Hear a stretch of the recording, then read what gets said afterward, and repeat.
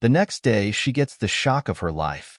Have you ever thought that a quiet evening could alter the course of a lifetime?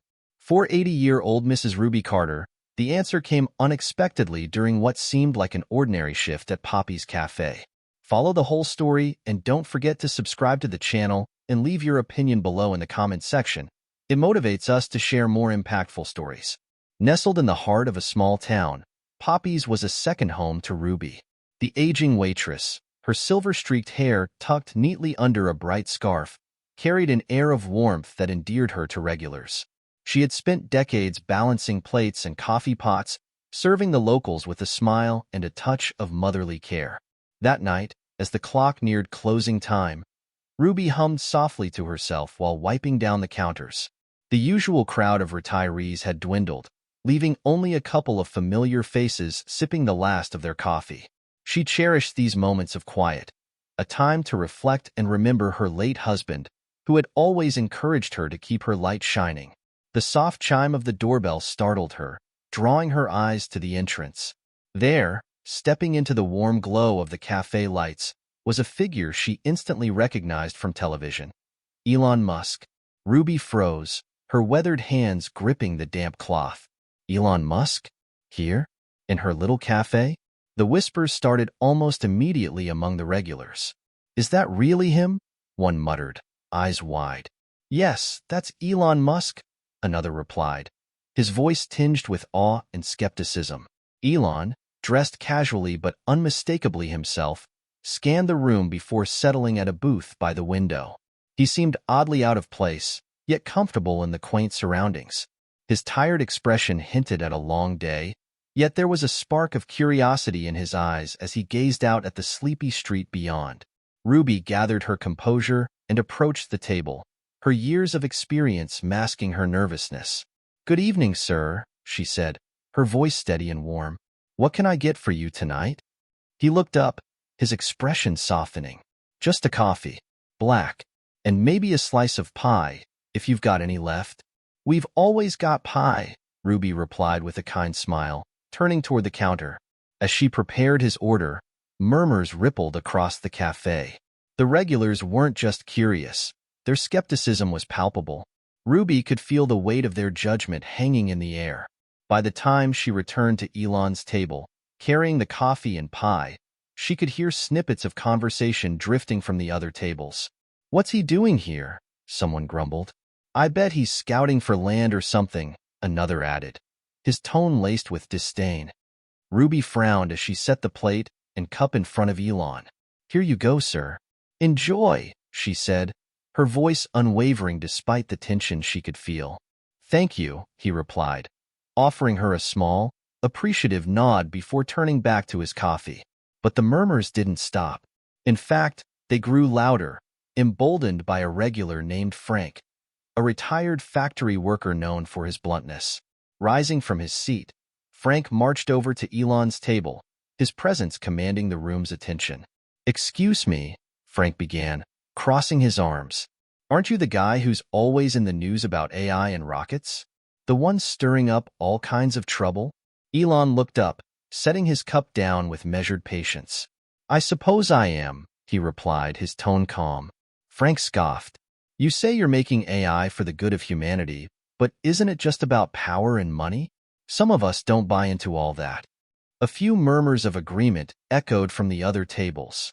Ruby, standing by the counter, felt a pang of discomfort. This wasn't just a conversation, it was an ambush.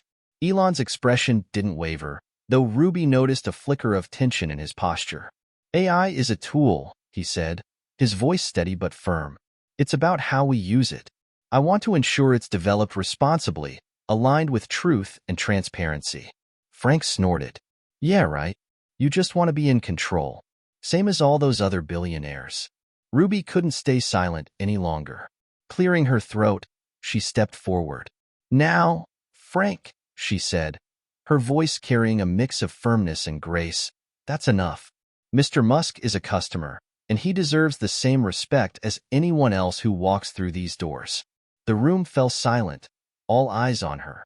Ruby's heart pounded, but she stood her ground, her gaze steady on Frank.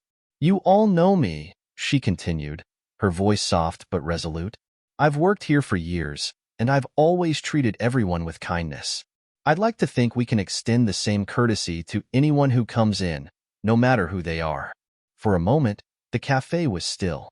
Then, Frank muttered something under his breath and returned to his seat, his expression sour. Elon met Ruby's eyes, a glimmer of gratitude in his own. "Thank you," he said softly, but the moment was short-lived. The owner, Mr. Smith, emerged from the back, his frown deepening as he surveyed the scene. "Ruby," he said, his voice clipped, "can I see you in the back for a moment?" Ruby's stomach sank, but she nodded, following him into the small office. When she returned a few minutes later, her face was pale. The regulars watched her in silence, sensing something had changed. Ruby avoided their gazes as she walked to the counter, her hands trembling slightly. She didn't need to say it out loud. They all knew. The cost of defending Elon Musk had been her job. What happens to Ruby next will leave you speechless. Don't miss the next chapter of this incredible story. Stay tuned and leave a comment about what you think of her courage so far. The night air felt colder than usual as Ruby Carter stepped out of Poppy's cafe, the weight of her termination pressing heavily on her shoulders. She clutched her purse tightly, the contents now including her last paycheck, handed to her with a mixture of pity and regret from Mr. Smith. "Ruby, you've been a good worker, but we can't afford to alienate customers," he had said, his tone dismissive. "You brought this on yourself." The words echoed in her mind as she walked down the dimly lit street. The once familiar town felt foreign, its warm glow now tainted by humiliation and uncertainty. Ruby had faced challenges before, raising 3 children as a widow, enduring the sting of prejudice, and working long hours to make ends meet. None of it had broken her spirit, but tonight, she felt the weight of the years more acutely than ever. As she rounded the corner, a sleek black Tesla silently rolled up beside her. The window lowered, and a familiar face appeared. Elon Musk. "Mrs. Carter," he called out, his voice gentle. Ruby stopped, startled. "Mr. Musk? What are you doing here?" "I saw what happened back there," he said, his brow furrowed with concern. "I couldn't just let you walk away like that." Ruby's cheeks flushed with a mix of embarrassment and frustration.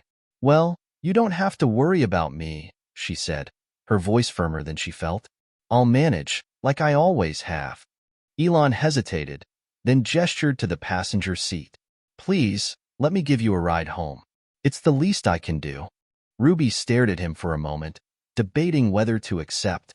Finally, she nodded, her pride giving way to exhaustion. "All right," she said quietly, climbing into the car. The ride was silent at first, the hum of the electric motor the only sound between them. Ruby stared out the window, her mind racing. What did this man, this billionaire, know about struggle, about loss? "You stood up for me," Elon said finally, breaking the silence. "That took courage." Ruby glanced at him, her expression weary. "It wasn't about courage," she replied. "It was about doing what's right. Something my mama taught me a long time ago." Elon nodded, his gaze thoughtful.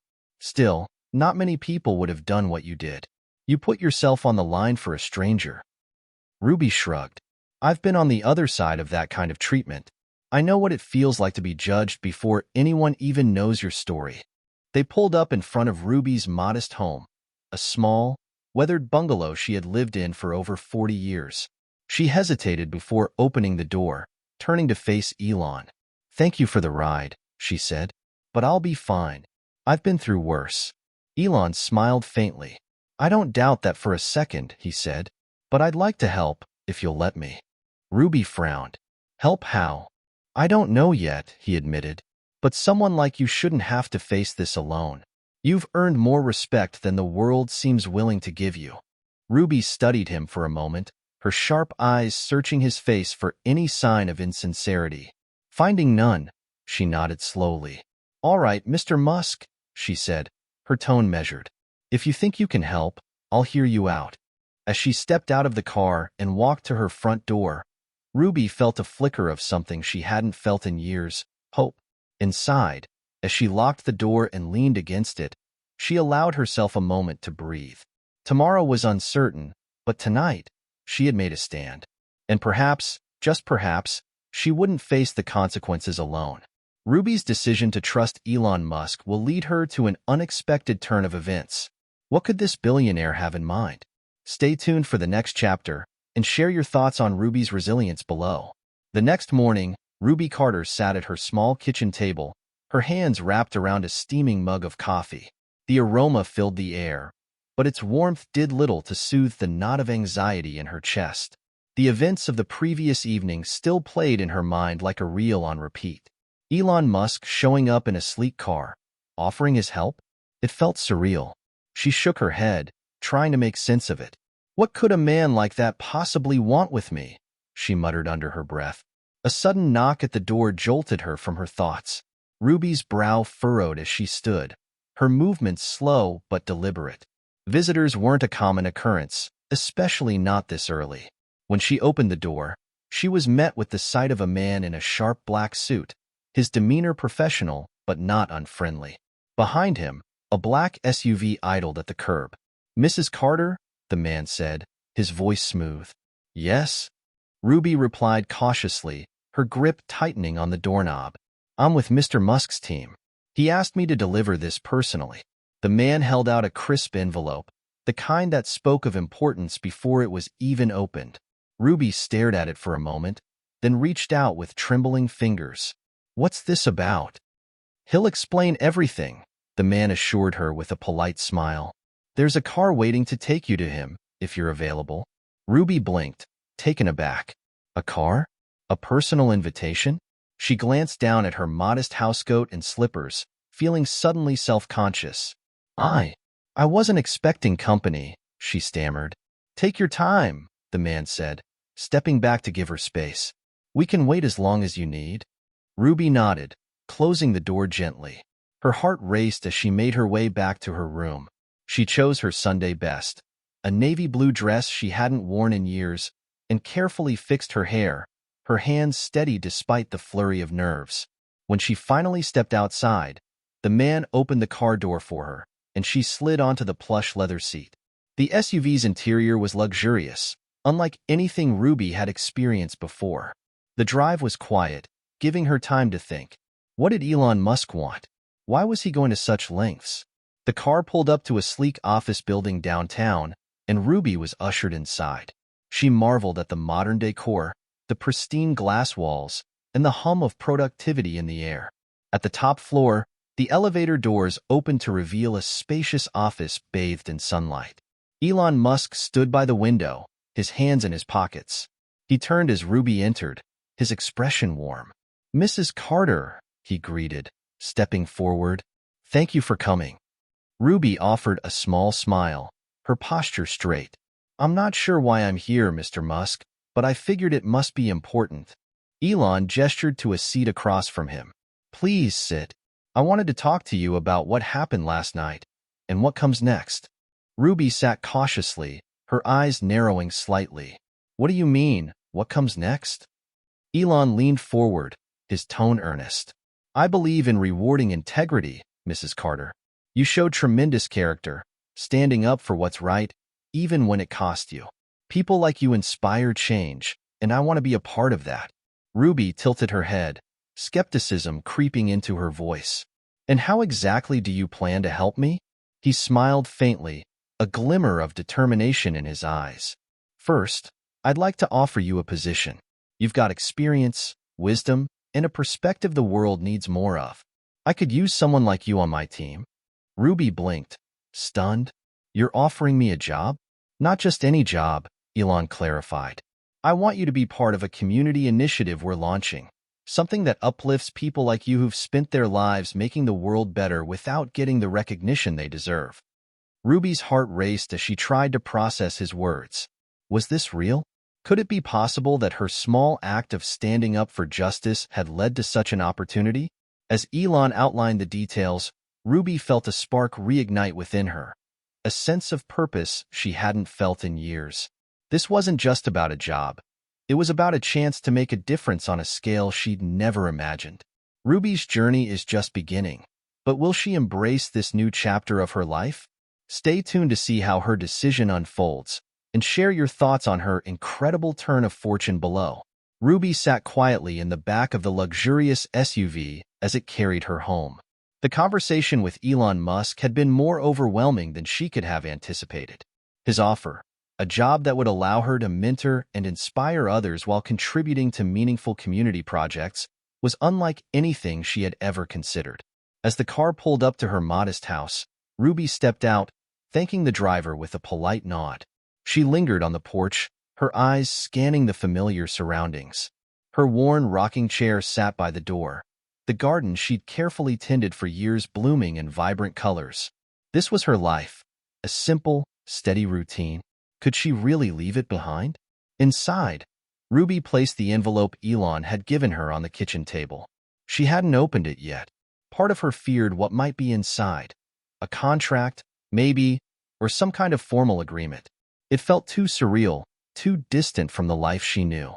She poured herself another cup of coffee, the act grounding her as she sat down.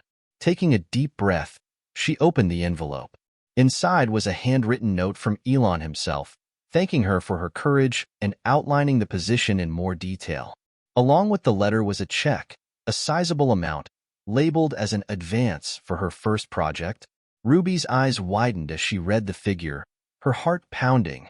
The money could change her life. Fix the leaking roof. Pay off her lingering medical bills. Maybe even set aside something for her grandchildren's futures. But the job wasn't just about the money. It was about stepping into a world she'd never known, one full of challenges and possibilities. The ringing of the phone startled her. She reached for it, her hand trembling slightly. "Hello? Grandma Ruby, it's me, Tasha." Her granddaughter's cheerful voice came through. Ruby's face softened. "Hey, baby. How are you?" "I'm good. Mom told me what happened at the diner. Are you okay?" Ruby chuckled softly. "I'm fine, sweetheart. Things got a little heated, but it all worked out.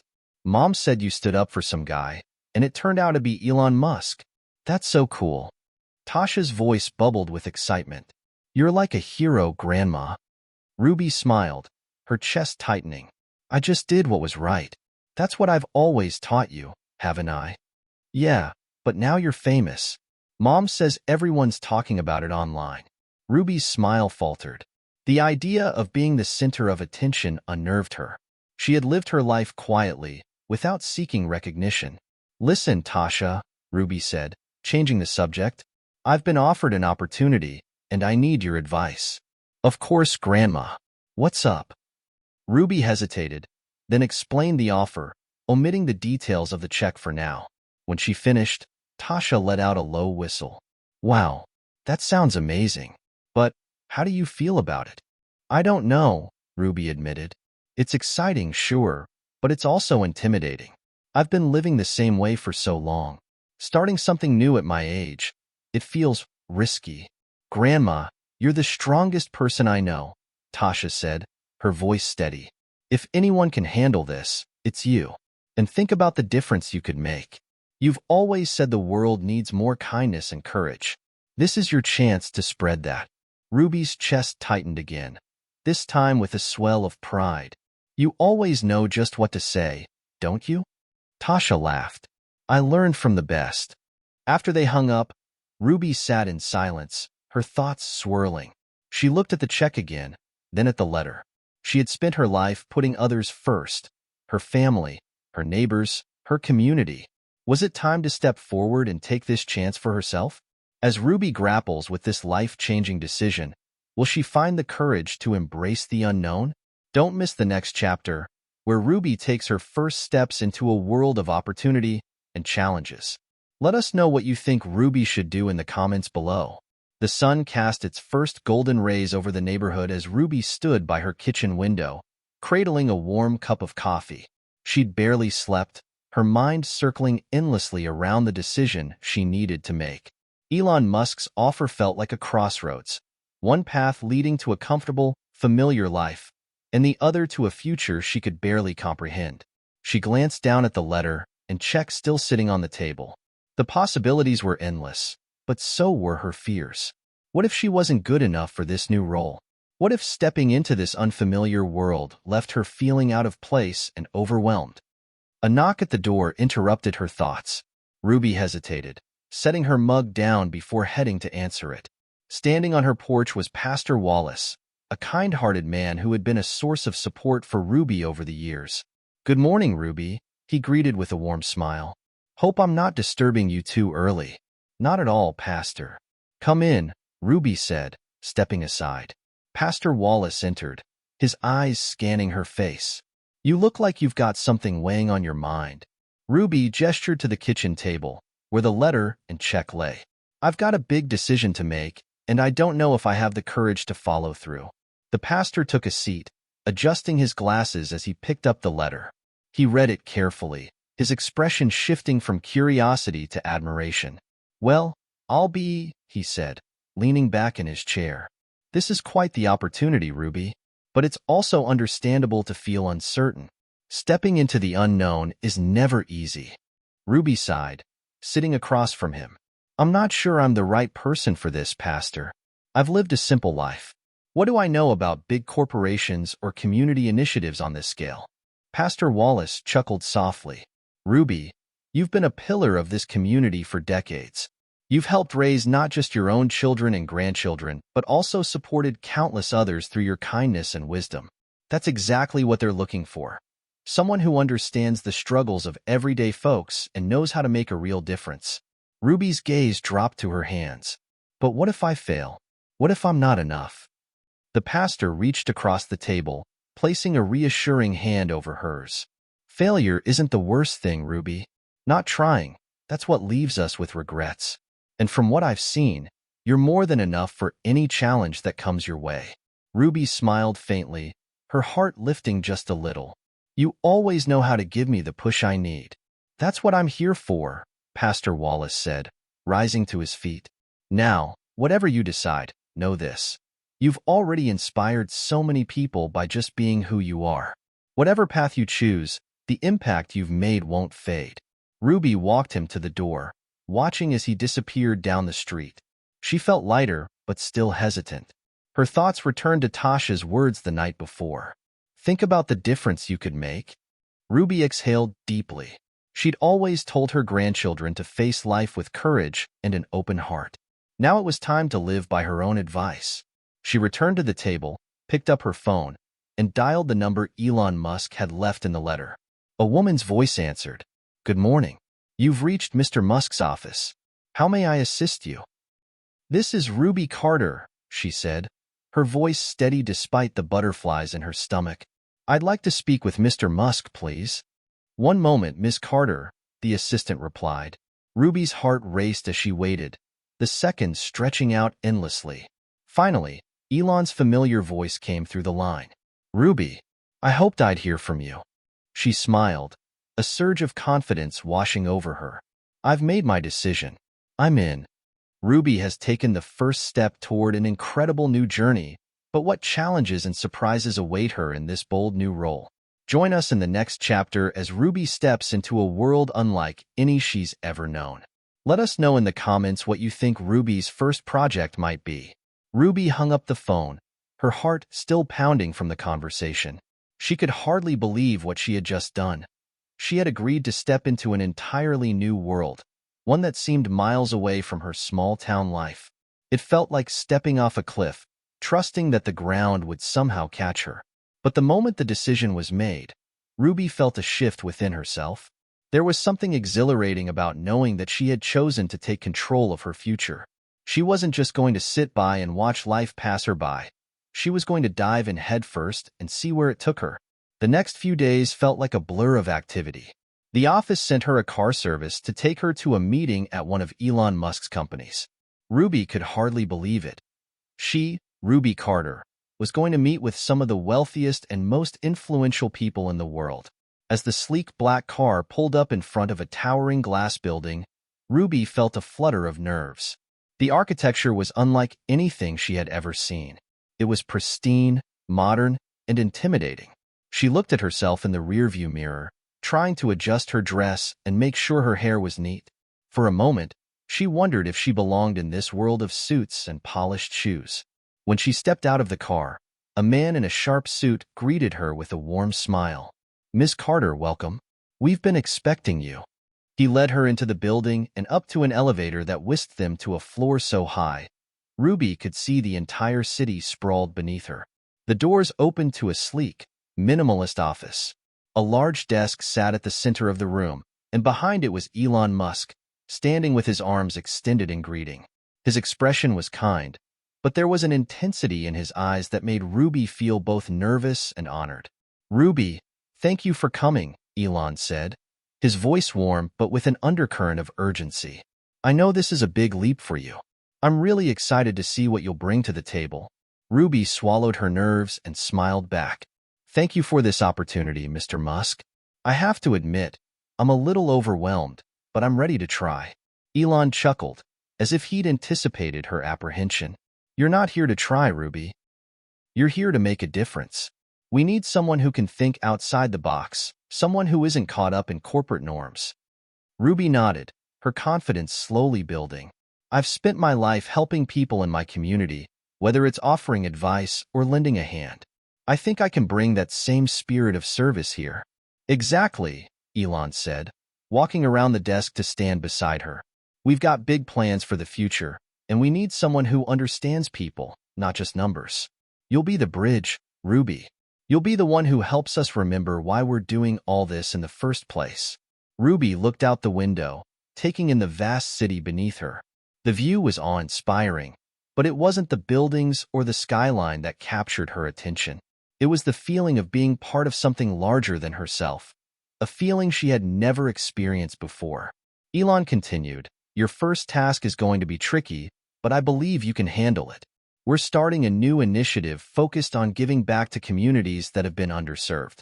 We need someone who can connect with people on the ground level, who knows what it's like to be left behind." Ruby's heart beat faster. This was what she had dreamed of doing her entire life, helping people, making a tangible impact. But now it was real, and the weight of the responsibility felt heavy. "I'm ready," she said, surprising herself with the strength in her voice. "I'll do whatever it takes." Elon smiled. "I knew I picked the right person." As the meeting concluded, Ruby was handed a packet of materials, details about the new initiative, contacts, and plans for the first community event. It was a lot to absorb, but the excitement that surged through her made it feel possible. On her way out of the building, Ruby realized that the world she had just stepped into was nothing like she had ever imagined. The challenges ahead would be immense, but so were the rewards. She didn't know exactly where this journey would take her, but one thing was clear. She was going to change lives, starting with her own. Ruby has taken the first step in her new journey, but what challenges will she face as she tries to navigate this world of wealth and power? Will she succeed in bringing change to the communities that need it most? Stay tuned for the next chapter to see how Ruby rises to the occasion. What do you think Ruby's first move should be? Share your thoughts below. Ruby sat at the sleek, modern desk in her small apartment, staring at the packet of materials Elon had handed her.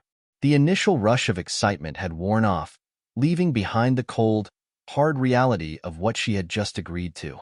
She was now responsible for an initiative that could affect the lives of countless people, and the weight of that responsibility was heavy. She glanced at the clock on her wall. It was late. The city outside her window was alive with lights, but inside, all she could hear was the hum of her thoughts. There were so many questions swirling in her mind. Where did she even begin? How could she possibly live up to Elon's expectations? Her phone buzzed on the desk. It was a message from her old friend Linda. "Linda, Ruby, you all right? Haven't heard from you in a while. I know things have been crazy with that job offer, but just checking in." Ruby smiled as she read the message. Linda had been her closest friend for years, and despite the new direction her life was taking, she still needed that connection to her past. She quickly typed back a response. "Ruby, hey Linda. I'm doing all right, just overwhelmed. This new role is a lot more than I expected, but I'm figuring it out. I'll call you tomorrow." She hit send and set the phone aside. Her mind wandered back to the task at hand, the community initiative. She had been chosen because of her understanding of people, of struggle, of what it meant to be left behind. But the scale of it all was daunting. This wasn't just about helping a few people. This was about changing the landscape of entire neighborhoods, transforming lives, and making sure the resources got to those who needed them most. Ruby's phone buzzed again, this time with an incoming call. It was Elon. "Ruby, I've been thinking about our conversation earlier. I know this is a lot to take on, but I believe in you." Elon's voice came through clearly, as if the distance between them didn't exist. "Thank you, Mr. Musk," Ruby replied, her voice steady despite the nervous flutter in her chest. "I want to do my best. It's just a lot to process." "I get it," he said, "but I'm not worried about you. You've got heart, Ruby. What you need now is a plan. So, I want you to start thinking about the communities that matter most, those that have been forgotten by most of society. Your first step should be identifying the areas that need the most help." Ruby nodded as if he could see her, even though she was sitting alone in her apartment. "I've already been thinking about that. There are neighborhoods in this city where people are just surviving, barely. It's like they're invisible to the rest of the world. I want to start there." "Good," Elon said, his voice firm but encouraging. "Get to know those communities. Connect with the leaders on the ground, people who are already doing the work. You don't have to reinvent the wheel. Just figure out how we can support them better." Ruby took a deep breath. "I can do that. I'll start reaching out to local leaders tomorrow." Elon's voice softened. "I'm glad you're on board, Ruby. But remember, this isn't just about resources. It's about trust.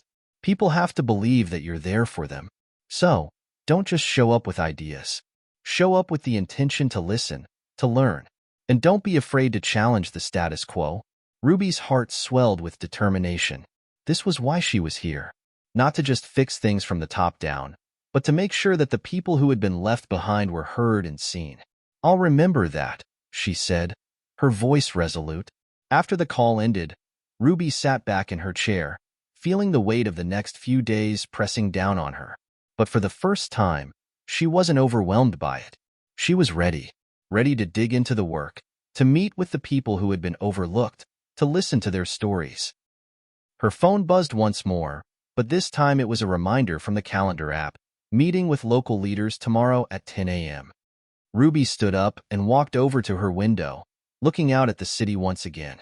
The skyline was beautiful, but it felt like it was miles away from the reality of the people she had promised to help. She knew the road ahead wouldn't be easy. It would take time, patience, and a willingness to face uncomfortable truths. But she wasn't backing down. She had a purpose now, and she was going to fight for it. Ruby has begun her journey to bring real change to the communities that need it most. Will she be able to gain the trust of the people she's trying to help, or will she face resistance? What challenges will she encounter next as she strives to balance her new role with her passion for the cause? Stay tuned for the next chapter to find out. What do you think Ruby's biggest challenge will be? Share your thoughts below. The morning sun filtered through the blinds of Ruby's apartment as she dressed in a simple blouse and slacks.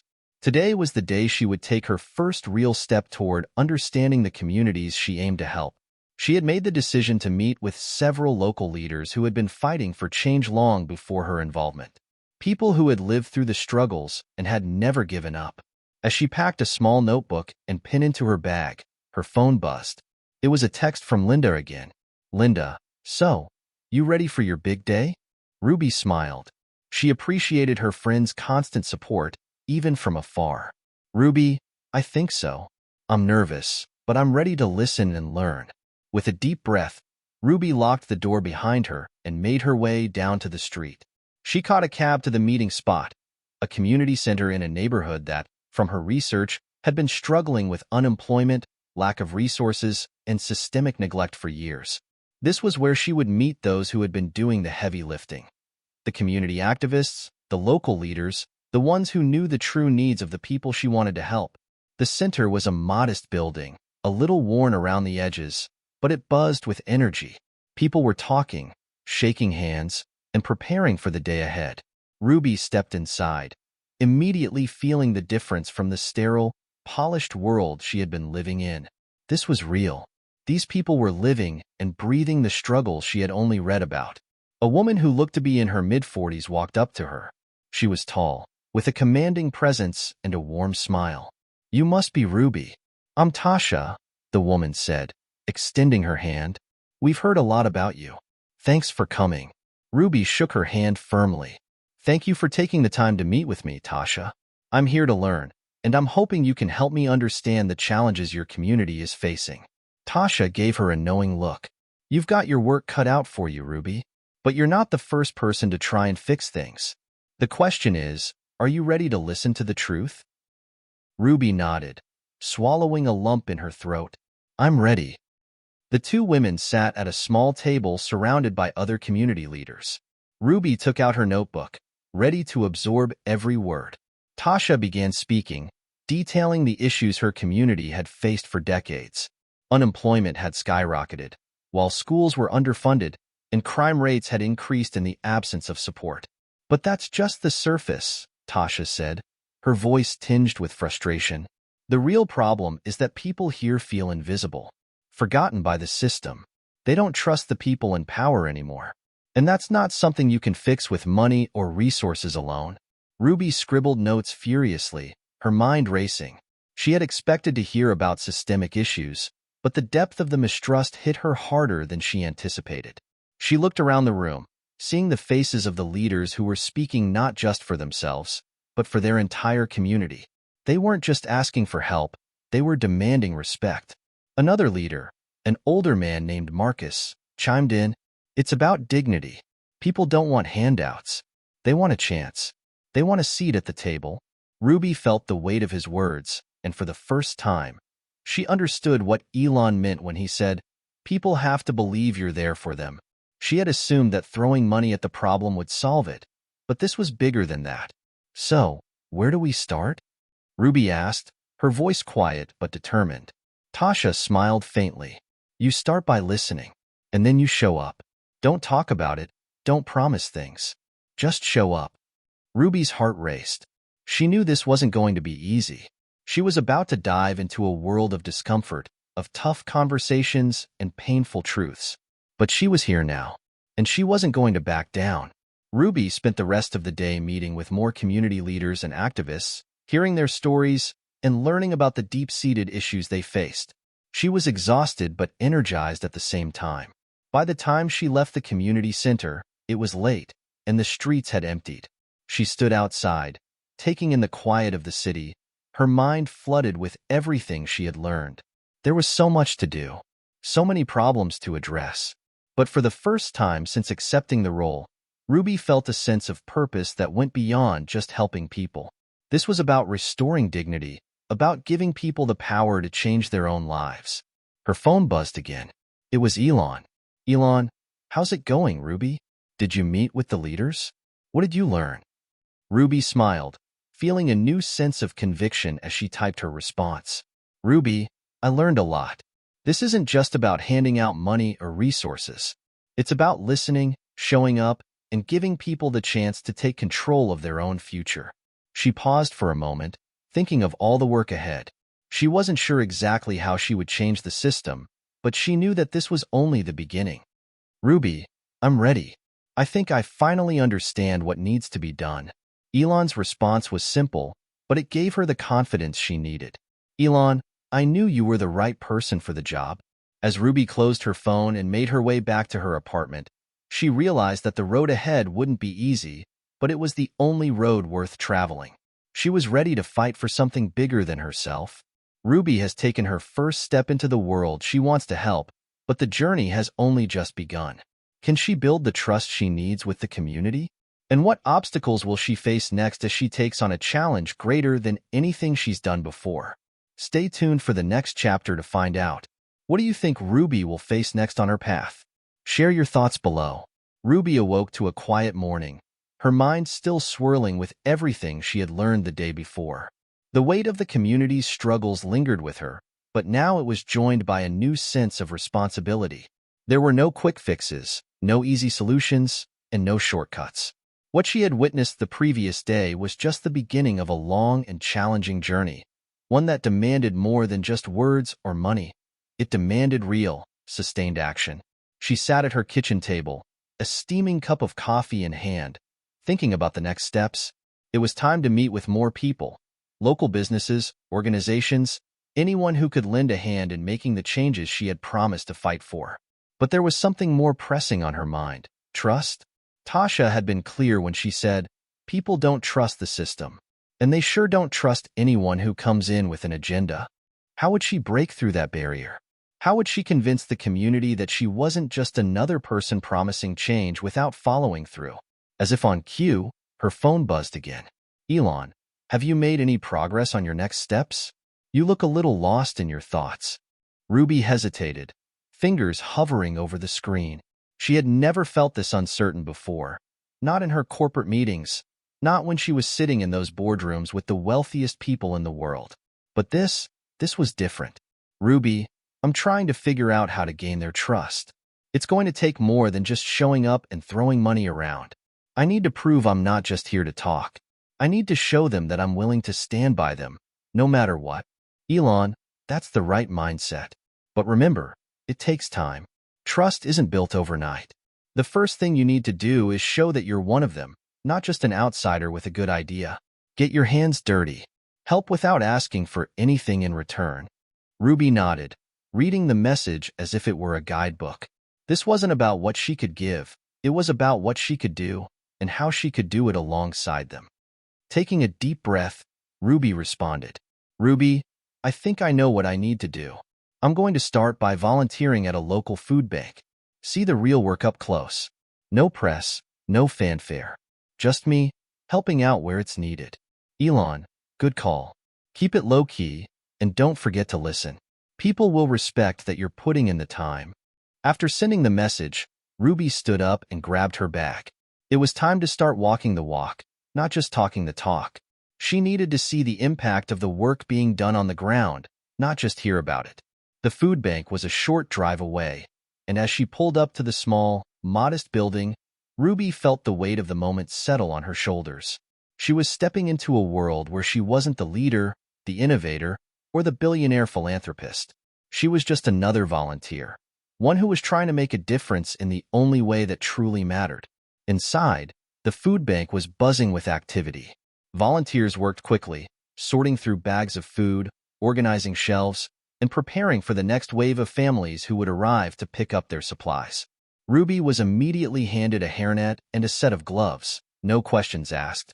She didn't need to introduce herself or explain why she was there. She just started working.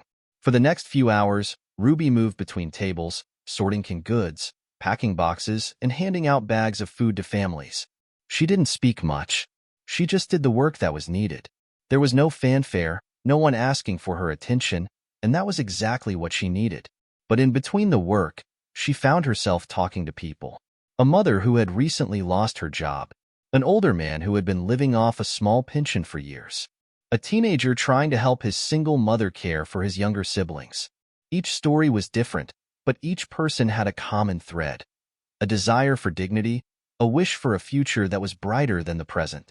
Ruby listened. She didn't interrupt.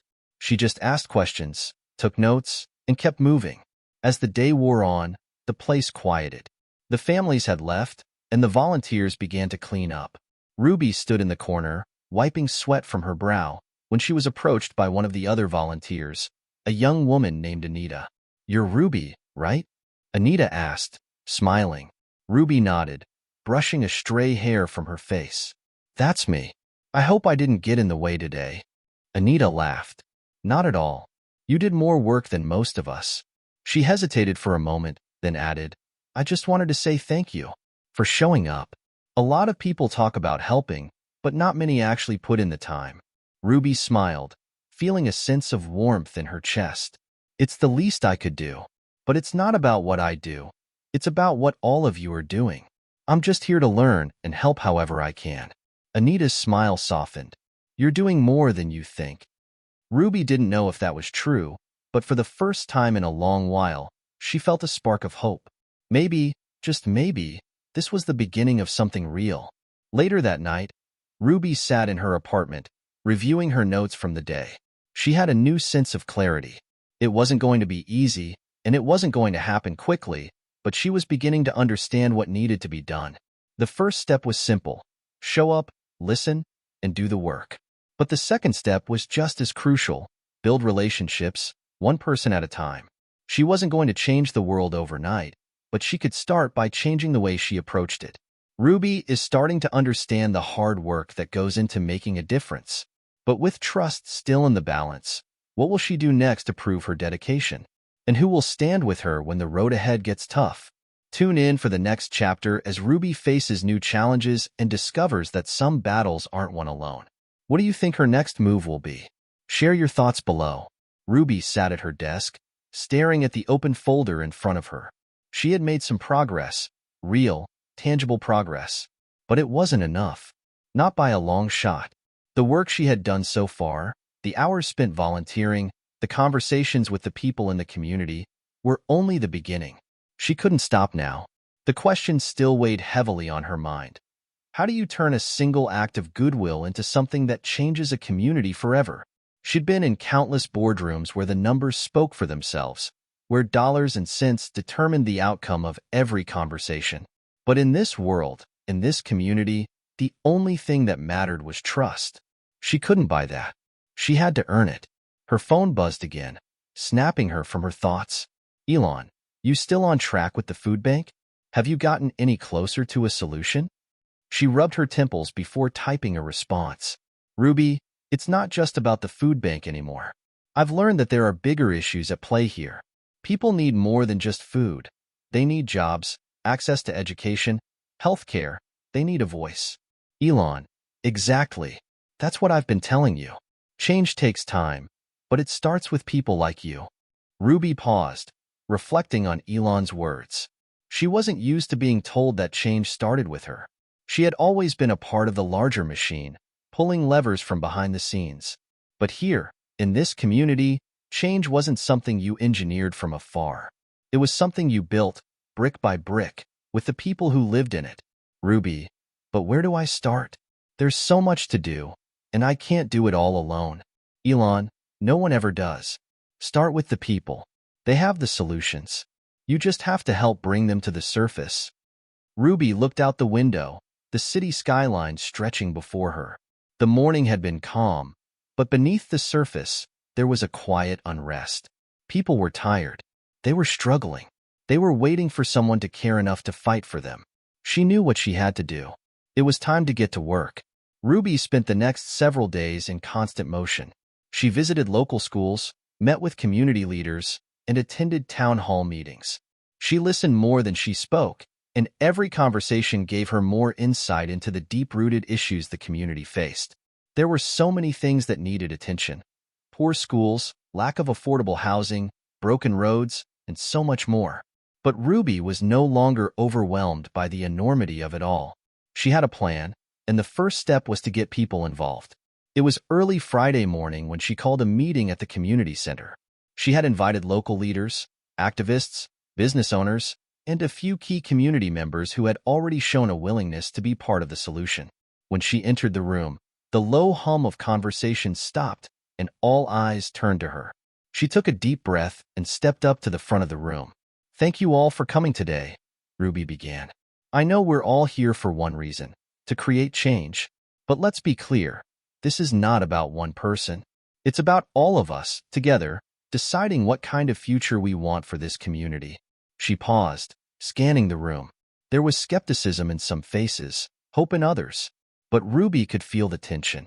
It was clear that people had been promised change before, only to be let down. They didn't need more empty promises. They needed a plan that would actually work. "We're going to start small," Ruby continued. "We're going to look at the things we can fix right now. Job training, after-school programs, community safety. These are the immediate things we need to address. But we're also going to plan for the long term. Housing, education, healthcare. These things take time, but we have to start somewhere." A woman in the front row raised her hand. "And who's going to pay for all this?" Ruby nodded. "It's a good question, but I'm not asking for charity. I'm asking for an investment. An investment in this community. We can raise funds, partner with local businesses, and get support from government grants. But I need all of you to be involved. This can't be just a top-down solution. It has to come from the ground up." The room was silent for a long moment as everyone took in her words. Finally, a man in the back stood up. "You're right. It's been too long since anyone's cared enough to actually do something. We're in. What do we do first?" Ruby's heart skipped a beat. The response was more than she had hoped for. The room had shifted. The seed of trust was beginning to take root. "We start with the people," Ruby said. "We start with listening, building relationships, and working together. We do it one step at a time, and we keep each other accountable." By the end of the meeting, a plan had begun to take shape. It wasn't perfect, but it was a start. Ruby left the community center with a new sense of purpose. She wasn't alone in this fight anymore. She had a team, and together, they would make things happen. Ruby's phone buzzed again as she walked to her car. "Elon, sounds like things are moving in the right direction. Don't forget, the journey is long. Keep your eyes on the prize." Ruby smiled as she typed back. "Ruby, I won't forget, but I can't do this without them. They're the ones who will make it happen." "Elon, that's the spirit. You're on your way." Ruby took a deep breath, looking out over the city. The long road ahead was daunting, but for the first time, she felt ready to walk it. Ruby is beginning to see the power of community in action. But the path ahead is still uncertain, and the stakes are high. Will the people she's working with stay committed to the cause, or will the challenges be too much? Tune in for the next chapter as Ruby faces her first real test in her quest to change the future of the community. What do you think will happen next? Leave your thoughts below. The following weeks were a whirlwind of meetings, community events, and late-night strategy sessions. Ruby had been working non-stop to rally the people around her plan, but the closer she got to implementing it, the more she realized just how difficult it was going to be to keep everyone on the same page. Some were eager, hopeful that this would be the change they had been promised for years. Others were more skeptical. A few even made it clear they had their own agendas, and it became increasingly clear that Ruby would have to navigate not only the challenges of systemic inequality, but also the complicated dynamics within the community itself. One particular Thursday afternoon, Ruby found herself at the local food bank, overseeing a distribution event. It had become a symbol of their initial efforts, the first visible result of their collective action. But as she watched volunteers unload boxes and hand out bags of food, she couldn't help but feel the weight of the task ahead. The people in line were grateful, of course, but the truth was in their eyes. This wasn't a long-term solution. Ruby's phone buzzed again. "Elon, I hear things are moving forward. How are you holding up?" She sighed, glancing around at the faces in the crowd. "It's a lot harder than I thought. People want change, but change requires more than just good intentions. It's the follow-through that matters, and right now, that's what we're missing." "Elon, change takes time, Ruby. Don't lose sight of that. But it's important to get the right people involved. You need allies you can count on." She thought about that for a moment. She had allies, of course. But the question was, could she rely on them when it really mattered? Ruby was interrupted by a loud shout from across the parking lot.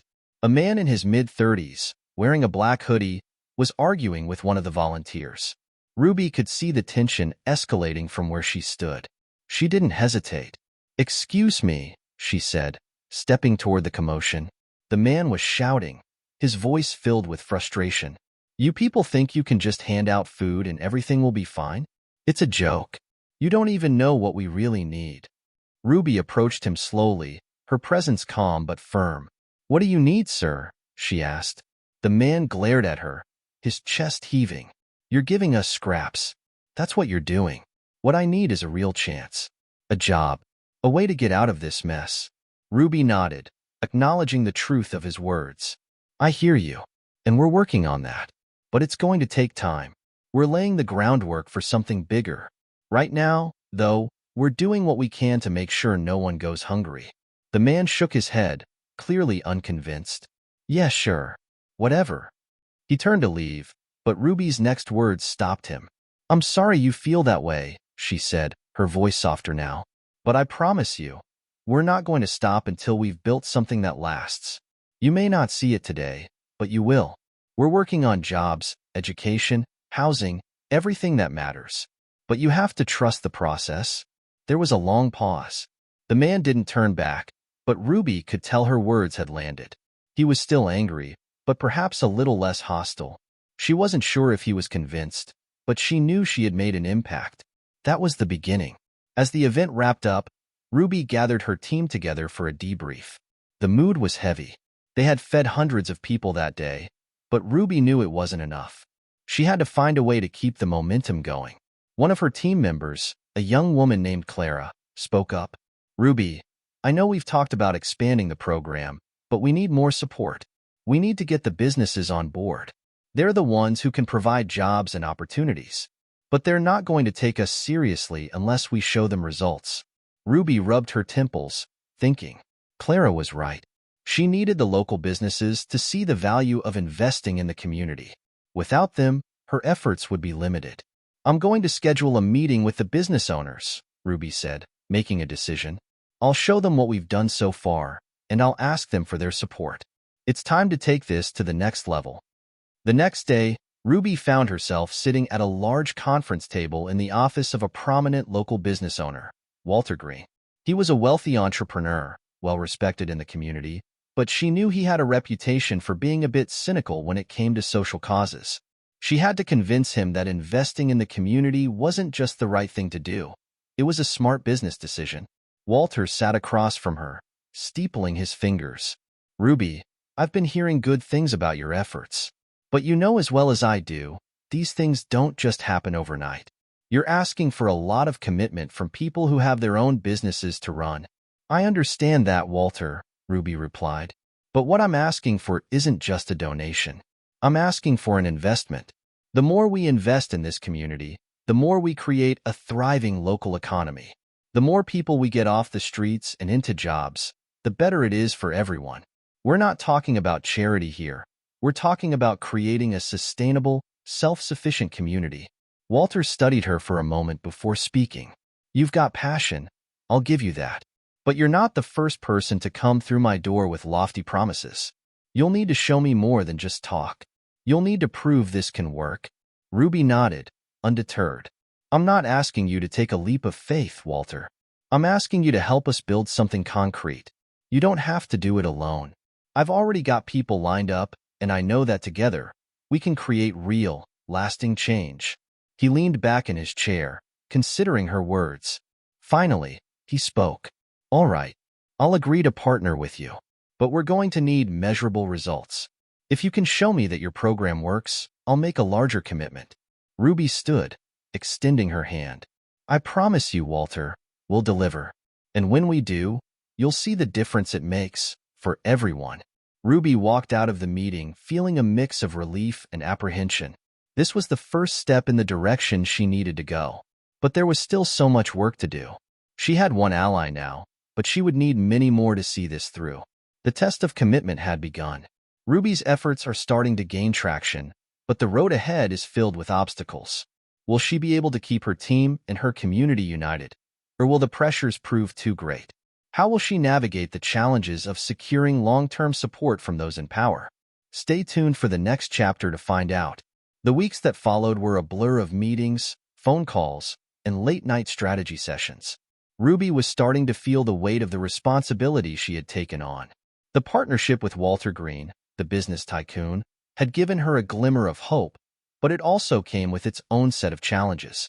Walter demanded results, and he wasn't the only one.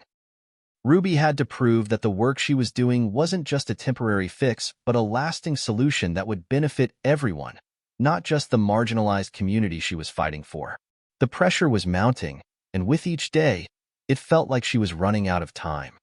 She spent her mornings attending town meetings and working closely with Clara and her team to secure donations and resources. In the afternoons, Ruby would meet with potential investors, local business owners, and politicians, each conversation more intense than the last. They wanted proof that their money and time would be well spent. But Ruby knew that change didn't come with a simple dollar figure.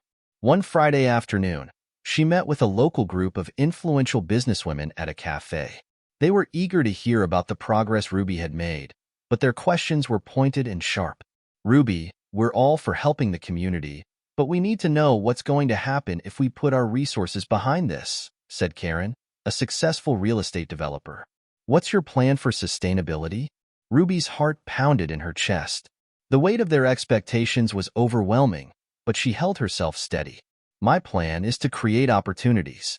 We're not just handing out food or money. We're providing jobs, training, and education. We're developing a network of small businesses that will employ local residents. And we're working with city officials to revitalize the neighborhoods that need it most. Karen raised an eyebrow. And what makes you think people will show up to work? Many of them have never held a job in their lives. Ruby swallowed hard but didn't back down. Because we're not asking for people to just show up. We're offering a chance to change their lives. We're offering hope, and that's something that can drive people like nothing else. There was a pause in the room, and Ruby could feel the tension. Karen looked at the others, then back at Ruby. All right, I like your passion, but we'll need more than just words. I need data, Ruby. Numbers. Projections. I need to see that this can work, not just hear about it. Ruby nodded, taking a deep breath. I can get you that, but I need your help to make it happen. If you want results, I'll need the community's trust, and that means investing in people, not just buildings or programs. You can't build a strong foundation without strong people. The group seemed to relax slightly, but Karen's expression remained skeptical. We'll see, but you better have those numbers soon. As Ruby left the cafe, she felt a sense of accomplishment, but also a nagging feeling in the pit of her stomach. They had listened, but there was still so much more to prove. The pressure was mounting, and with each passing day, the stakes grew higher. Later that week, Ruby was faced with an unexpected challenge. A local journalist named Derek approached her, requesting an interview about her initiative. At first, she was hesitant. Media coverage was a double-edged sword. But Derek was persistent, and he had been following her progress closely. "What's your endgame, Ruby?" he asked during the interview, his voice calm but probing. "How do you plan on convincing the community that this time it's different?" Ruby leaned forward, her eyes locked on his. "I'm not trying to convince anyone. I'm just showing them what's possible. It's not about me or any one person. It's about all of us coming together to make something better. We can't keep waiting for others to solve our problems. We have to be the change we want to see." Derek seemed to consider her words. "That's powerful. But do you think it's realistic? There are a lot of people who are skeptical, who've been burned by promises of change before." Ruby exhaled slowly. "I know. Believe me, I know. But if we don't take this opportunity, then what? Stay stuck? I'm not willing to let that happen." Derek smiled slightly, scribbling notes on his pad. "I'll write this up, Ruby. It's an inspiring story, but we'll need to see some action. People want results, not just good intentions." Ruby left the interview feeling uneasy. It was one thing to have the community's support, but the media's involvement added a layer of complexity. If things didn't work out as planned, it would be hard to escape the scrutiny. The next few days were a blur of frantic phone calls, more meetings, and working on the projections that the businesswomen had requested. Ruby didn't have all the answers, but she knew she had to deliver something, anything, to keep the momentum going. And then, as if the universe was testing her resolve, things took an unexpected turn. One morning, as Ruby arrived at her office, she was greeted by Clara, who looked unusually shaken. "Ruby, we've got a problem." "What is it?" Ruby asked, already bracing for bad news. "The city's mayor," Clara said, her voice tense. "He's pulling back his support. He says we're not delivering results fast enough." Ruby felt the ground shift beneath her. The mayor's backing had been crucial to their efforts. Without him, they were going to lose a significant portion of their funding and political support. "I'll handle it," Ruby said, trying to keep her voice steady. "Let me make a call." Later that afternoon, Ruby sat across from the mayor in his polished office. The man was stern, his expression unreadable. "Ruby, I've heard some concerns from the business community and the press. They're questioning your ability to deliver on the promises you've made. I'm afraid I can't continue supporting something that doesn't have clear, tangible results." Ruby's pulse quickened, but she remained composed. "I understand your concerns, but what I'm asking for is a little more time. We've made progress. We're not just talking about this anymore. People are getting jobs. Businesses are opening. We're building the foundation for something lasting. But it's not going to happen overnight." The mayor's gaze softened for a moment, but his resolve didn't waver. "I'll give you 1 more month, Ruby. But after that, if you don't have clear results, I'll be forced to withdraw my support." Ruby left the mayor's office, her mind racing.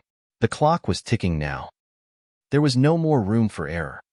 The clock is ticking, and Ruby's efforts are on the brink of falling apart. Will she be able to deliver the results the community and the mayor are demanding? Or will this be another failed promise? The pressure is on, and Ruby must act quickly to secure the future of her initiative. Stay tuned for the next chapter. The pressure Ruby had been feeling finally began to feel suffocating.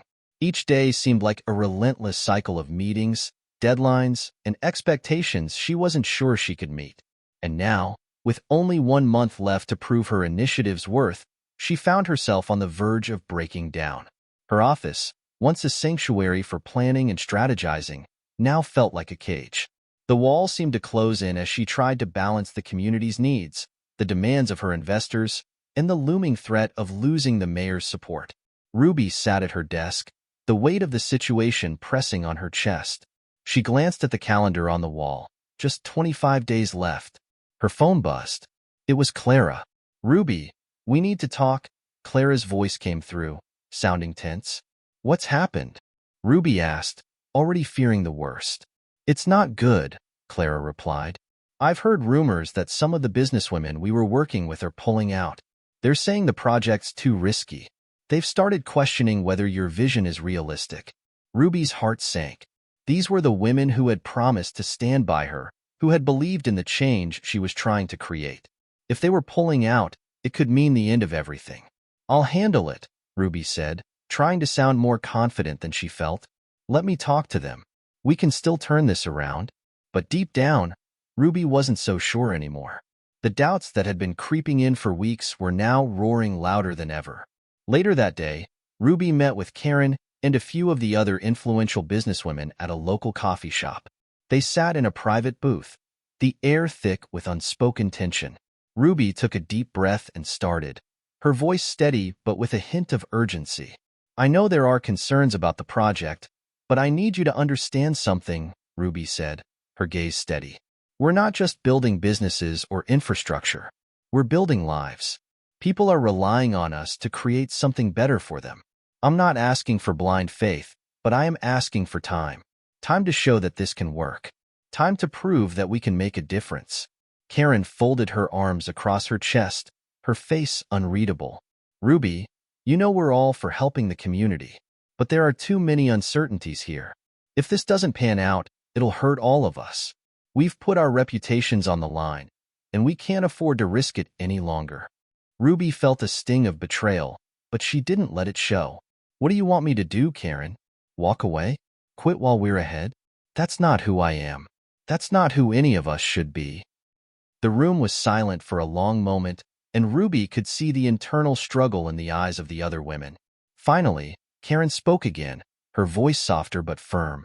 "We'll give you another 2 weeks, Ruby, but you have to show us something concrete. We need results. We need proof that you can make this work." Ruby nodded, relief washing over her, but it was quickly replaced by the realization of what this meant. She had only 2 weeks left to turn everything around. That night, Ruby couldn't sleep. The ticking of the clock echoed in her mind, louder than ever. She knew time was running out, and if she didn't come up with something soon, everything she had worked for would be lost.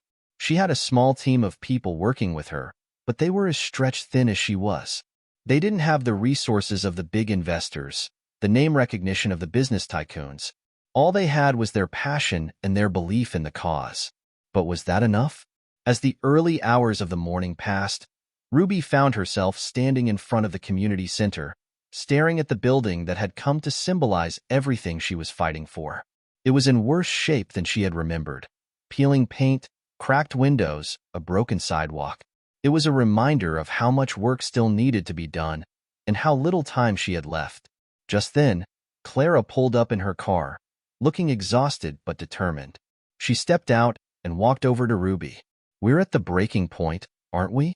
Clara said softly, her voice barely above a whisper. Ruby nodded. "I don't know how much longer I can keep this up. It feels like every time I take a step forward, something knocks me 2 steps back." Clara placed a hand on her shoulder. "You've come this far, Ruby. You can't give up now. We've got people depending on us, and we can't let them down." Ruby smiled faintly, though it didn't reach her eyes. "I know, but it's getting harder to keep going. The pressure is too much. Clara's eyes softened. You don't have to do this alone. We're all in this together. Ruby sighed, feeling a mixture of gratitude and guilt. She had never wanted to burden anyone with her problems. But now, with everything hanging in the balance, she realized she couldn't do this without help. Thanks, Clara, Ruby said quietly. I don't know where I'd be without you. Clara smiled. You'll never have to find out. The next day, Ruby made a bold decision. She contacted Walter Green, the wealthy investor who had been skeptical of her progress from the start. She had no choice but to face him now, to convince him that she was still worth investing in. When they met, she was surprised by his calm demeanor. He didn't seem angry or frustrated, just patient. You've got 2 weeks, Ruby, Walter said, his voice even. I've seen what you're capable of, but I'm not in the business of throwing money at something that won't work. If you can't show me real progress, I'm out. Ruby swallowed hard. I know. I'm doing everything I can. I've got a plan. It's just that the community deserves more time. They deserve more than just empty promises. Walter studied her for a long moment, then finally nodded. All right, 2 weeks. Show me something concrete, and don't make me regret it. The clock is ticking, and Ruby's options are running out. With only 2 weeks to prove herself, she faces the biggest test of her life. Will she be able to deliver on her promises and secure the future of her initiative? Or will the weight of the pressure finally break her? Stay tuned for the next chapter. The pressure continued to build. Ruby's nights had become a blur of sleepless worry, her days filled with frantic meetings, desperate calls, and one failed idea after another. The 2-week deadline loomed over her like a dark cloud, and the weight of the world seemed to rest squarely on her shoulders. The community that had supported her project from the beginning now felt like a distant dream. They had no idea what she was facing behind closed doors, the whispers of investors pulling out, the rising doubts among her team, the fear of failure creeping in with every passing hour. But Ruby couldn't afford to show any weakness. She had promised them all that this initiative would change their lives, and she was determined to make it happen, no matter what. That morning, as Ruby sat in her office, she received a call from Clara, her voice urgent. Ruby, we've got a problem. The press is getting wind of the rumors about our project falling apart. The local news is planning a piece about the collapse of your initiative. We can't let this go public. Ruby's stomach dropped. The media was a double-edged sword. If they painted her as a failure, it could kill everything. She had to act fast. I'll deal with it, Ruby said, forcing her voice to remain steady. Can you meet me in an hour? We need a plan. The two women met at a small cafe on the edge of town, away from the prying eyes of the press. Ruby had spent the last few hours putting together a strategy, a bold one, but one that might just work. I've got an idea, Ruby said, her tone resolute, but it's risky. Clara raised an eyebrow. Risky how? Ruby leaned in, her voice low. What if we get ahead of the story? What if we invite the media to see the progress we've made, to see the lives we've impacted, and show them that we're not giving up? We need to control the narrative before they can take it from us. Clara was silent for a moment, weighing the idea. That's bold, but it could work. If we can get the right people to back us, show them that we've got more than just plans and promises, we've got results, even if they're small. It might just change the conversation. Ruby nodded, the plan beginning to solidify in her mind. We don't have time to waste. We need to call in every favor, pull together every connection we have. And we need to make the press see what we're really doing here, because if we don't, we're done. Over the next few days, Ruby and Clara worked tirelessly. They called in every favor from local businesses, community leaders, and even a few sympathetic journalists who had followed Ruby's journey from the beginning. They organized a press event at one of the community centers, one of the few projects that had shown tangible progress. It was their last chance. Ruby stood in front of the gathering crowd, her heart pounding. The cameras flashed, capturing her every move as she addressed the press. Clara stood beside her, looking every bit the determined ally she had become. Thank you all for coming today, Ruby began, her voice steady despite the nerves swirling inside her. What you're about to see isn't just about a project. It's about a community that's been overlooked for far too long. It's about the people who have been given the bare minimum, and now they're ready for more. The cameras clicked as Ruby gestured toward the workers and families who had shown up to support the event. They were a testament to what Ruby had fought for. Their lives had been changed by her efforts, even if the bigger picture wasn't yet complete. As she spoke, Ruby could see the skepticism in some of the reporters' eyes. But there were others, those who had been following her story, who were nodding in agreement, who were finally starting to see what she had always believed.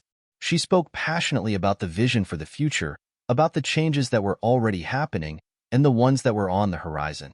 She invited the press to speak with the people whose lives had been impacted by her work, to hear their stories firsthand. When it was over, the press began to ask questions. Questions about timelines, funding, the challenges Ruby had faced.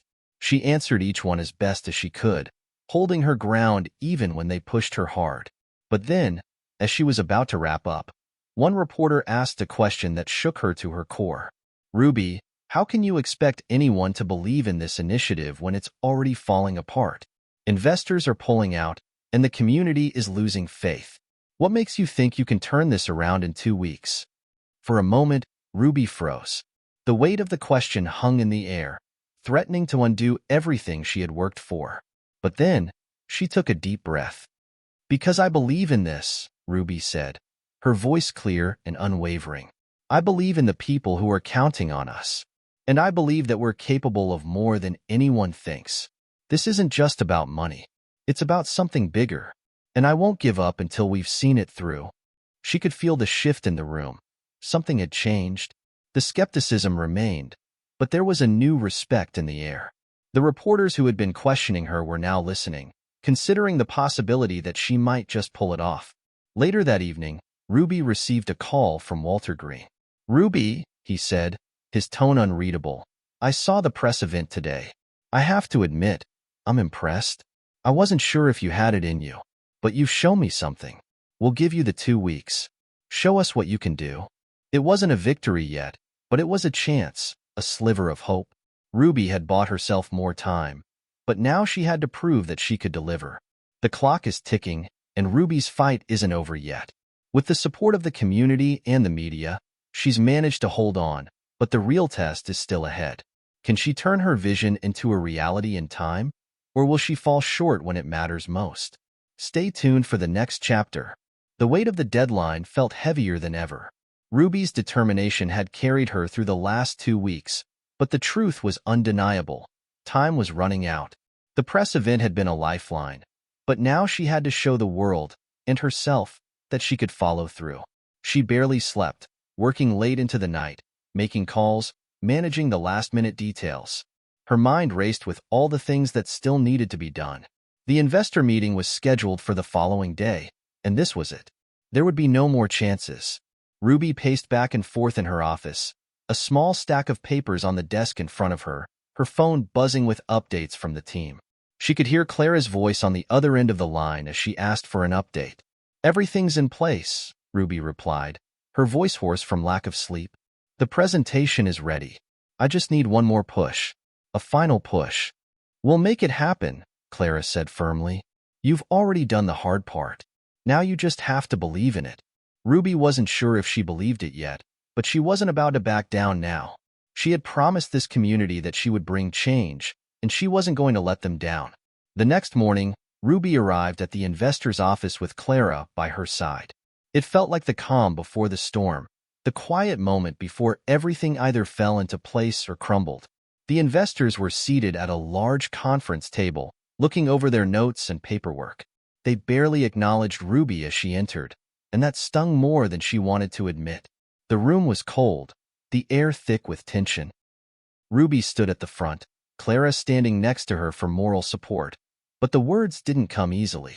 She had rehearsed this pitch 100 times, but now, faced with the reality of it, it felt like the hardest thing she had ever done. She took a breath, steadying herself. "Good morning, everyone. Thank you for taking the time to meet with me today. I know you have your doubts, and I know the situation hasn't been perfect, but I believe in this, and I believe that we can make it work." Her eyes scanned the room, locking onto the faces of the investors. They were silent, waiting for her to prove it. I'm not asking for more time, she continued. I'm asking for your faith. Faith in the community we've built, faith in the people we've impacted, and faith in the changes we're making. We've seen real progress, even in the face of adversity. This isn't just a project, it's a movement. And if you can't see that, then we're not the right partners. There was a long pause. Clara's hand rested lightly on Ruby's shoulder, offering a silent show of support, but Ruby felt alone in that moment. She had no backup plan, no safety net. This was everything. Finally, one of the investors, a stern man named Gregory, spoke. You've done well to get this far, Ruby, but 2 weeks is a stretch. And we've seen a lot of proposals come through this door. What makes yours stand out? Ruby didn't hesitate. What makes it stand out is the people behind it. They've given everything for this. They've invested their time, their trust, and their hearts. And I will do whatever it takes to honor that. This is about more than just numbers. This is about creating something that lasts. Something that can change lives, not just today, but for years to come. Gregory stared at her for a moment, his eyes unreadable. He exchanged glances with the other investors, and Ruby's stomach churned with the uncertainty of it all. Then, to her surprise, he nodded. You've got a point. We'll give you the funding you need. But this has to be the turning point. No more missteps. This community project has to be everything you say it is, or we walk away. A wave of relief washed over Ruby, but it was quickly replaced by a new weight of responsibility. She had the chance now, but there were no more second chances. The next few days were a whirlwind of activity. Ruby, Clara, and the team worked tirelessly to implement the changes that the investors had requested. Every detail had to be perfect. No more room for errors, no more time to waste. Ruby didn't sleep much. Instead, she poured every ounce of her energy into making this work. And slowly, things began to come together. The community rallied behind them, even more determined now that they had something real to fight for. The media coverage, though still cautious, started to shift. The narrative was no longer about failure. It was about a project that was on the brink of success. By the time the deadline came, Ruby stood at the front of the newly renovated community center, watching as the investors arrived for a final inspection.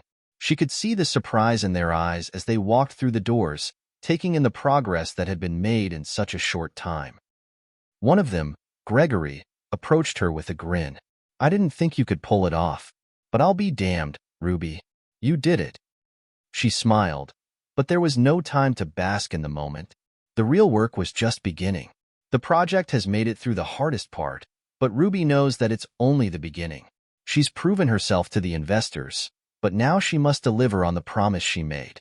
With the support of her community and the backing she needs, Ruby is ready for the next challenge. Will she succeed in creating the lasting change she's always dreamed of, or will the pressure become too much? Find out in the next chapter. Ruby stared out of the window of her office, watching the city bustle below. The skyline had always been a symbol of ambition, a reminder that anything was possible if you were willing to fight for it. Now, as the weight of the project settled into her bones, she realized that she was no longer just fighting for herself. She was fighting for every person who had put their trust in her. The past few days had been a blur. The investors had been impressed with the progress, but they had made it clear that this was just the beginning. They wanted results. Real, tangible results. And the pressure was mounting. Ruby took a deep breath and turned back to her desk, where Clara was sorting through the final reports. The moment was slipping away, and she knew she had to seize it before it was gone. Clara looked up at her, a knowing expression on her face. You're thinking about everything at once again. We just got the funding. Let's focus on what's next. Ruby nodded, but her mind was racing. What came next was critical. This project wasn't just a building. It was a lifeline for the people who had been waiting for change. Every decision, every action, would ripple out and affect the lives of those who depended on it. She sat down across from Clara, her eyes scanning the reports. We need to make sure everything is in place for the grand opening. The community needs to see that this wasn't just a one-time investment. This is the start of something big. Clara tapped her pen against the paper. I agree, but we also need to keep the momentum going. It can't stop here. We need to make sure the people see the value in it, that it's more than just a space. It's a foundation for their future. Ruby's heart skipped a beat at the thought. I know. I can't let them down. As the grand opening day approached, Ruby's nerves were at an all-time high. The event had to be flawless. The media coverage was set to be massive, and the eyes of the community and the investors would be on them. It had to be perfect, not just in terms of the building itself, but in how they communicated the impact it would have. The morning of the event, Ruby arrived early, her stomach a bundle of nerves. She paced through the halls of the center, taking in the work that had gone into every inch of the building. The walls were bright with hope, the spaces alive with potential. She saw the people working, putting in the final touches, and felt a sense of pride she hadn't allowed herself to feel before. Clara walked up to her, her eyes bright with excitement. You did it. We did it. Ruby smiled, but the weight of the moment was not lost on her. This wasn't the end. This was just the beginning. The doors opened to a crowd of eager faces, and Ruby stood at the front, ready to speak. She cleared her throat and took the microphone, the silence in the room heavy with anticipation. Today is not just about a building, Ruby began, her voice steady despite the pounding of her heart. Today is about what happens inside of it. It's about the people who will walk through these doors, the families who will find support, and the community that will grow stronger together. We've fought for this, we've sacrificed for this, and we will continue to do so. She paused, letting the words sink in. This is just the start. We've built a foundation, but now it's time to build a future that we all create together. There was a moment of silence before the crowd erupted into applause. Ruby felt a rush of emotion, but she kept her composure. This was what it was all for. This moment, this change. The weeks following the grand opening were a whirlwind. The media coverage was overwhelming, and the positive feedback from the community was even greater than Ruby had expected. The investors were pleased with the progress, but they were already asking about the next steps. Ruby knew that she couldn't stop now. The pressure was still there, but now it was a different kind of pressure. A pressure to deliver, to keep proving that she had what it took to sustain this project long-term. One evening, after another long day of meetings, Ruby sat at her desk, her mind exhausted but determined. The phone rang, and she picked it up without thinking. Ruby. It was Clara. I have some good news. Ruby leaned back in her chair. What is it? The investors want to move forward with Phase 2. They're impressed, and they want to see the project expand. This could be our chance to really make an impact. Ruby's heart raced. This was it.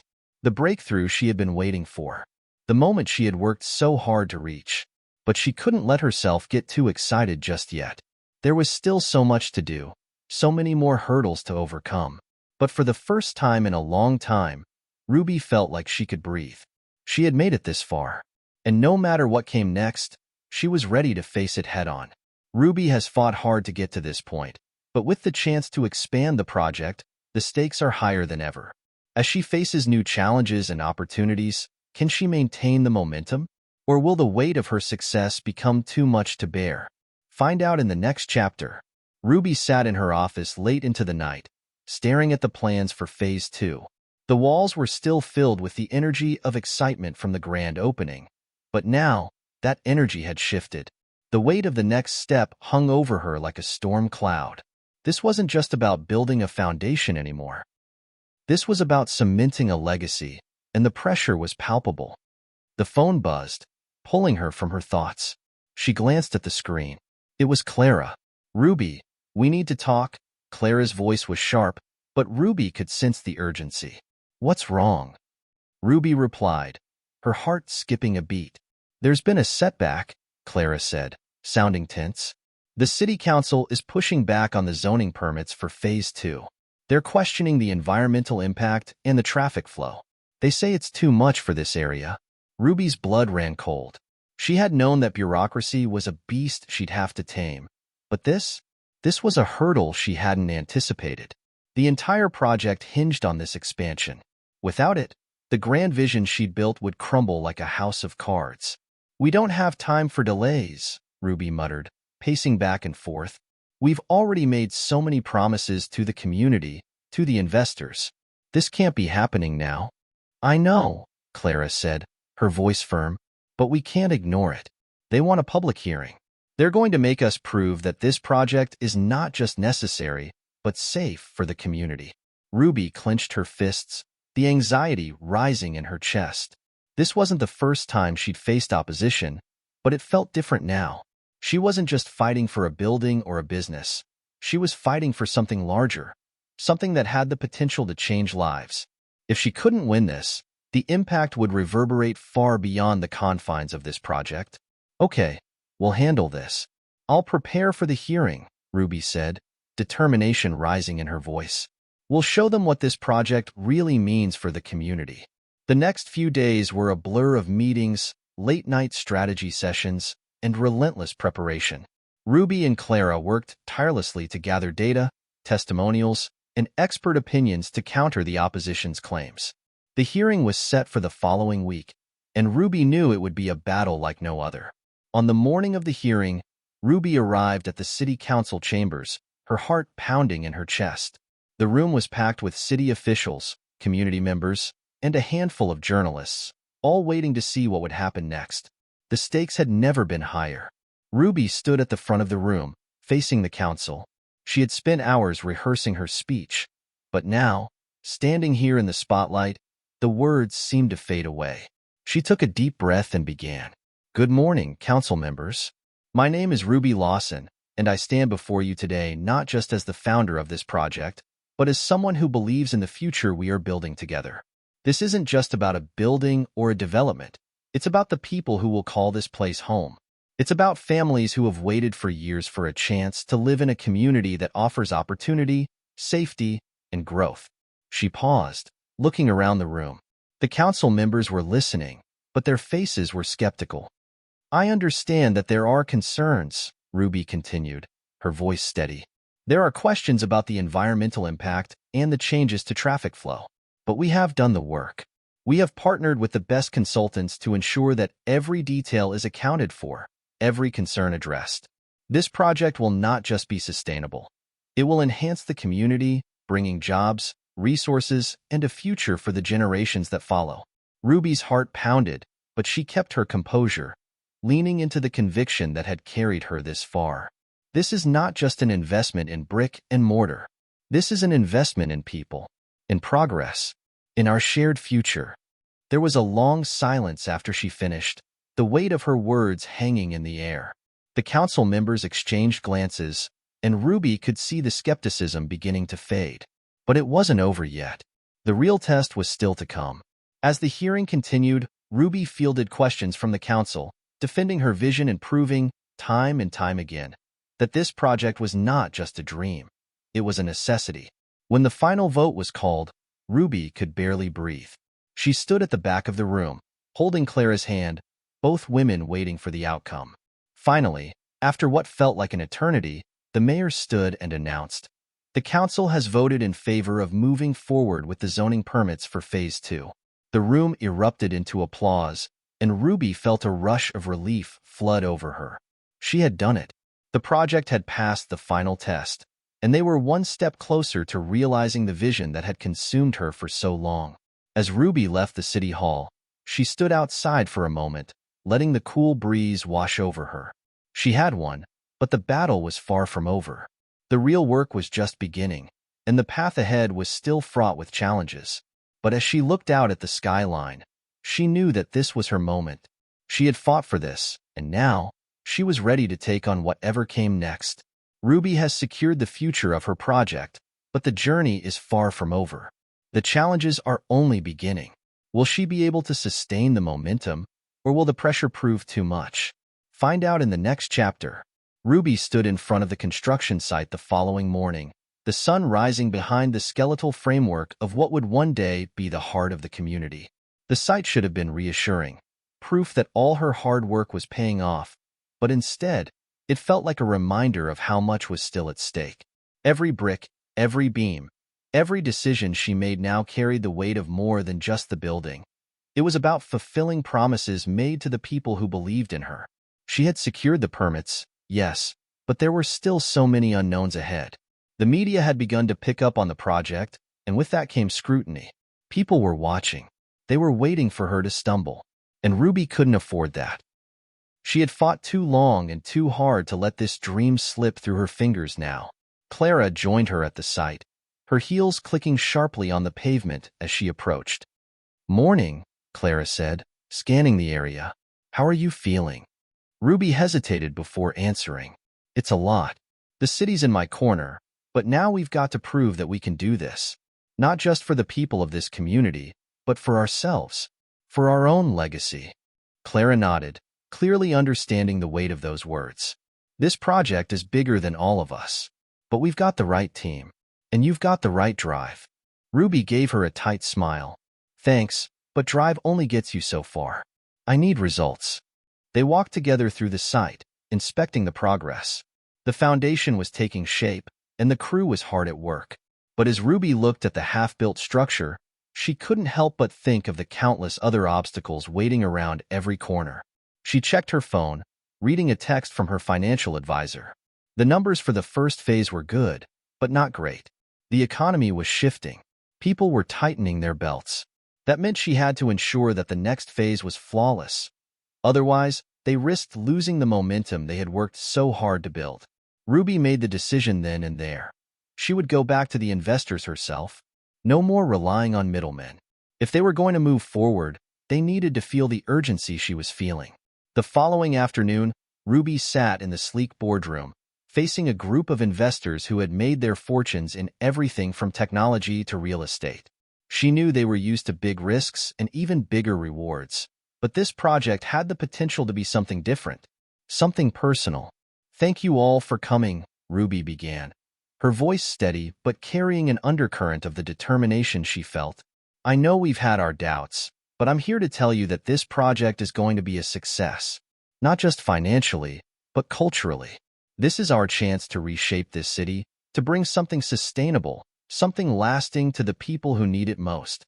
There was a pause as the investors exchanged glances, some skeptical, others intrigued. Ruby knew she had to press forward. "I've heard the concerns about the economy," she continued.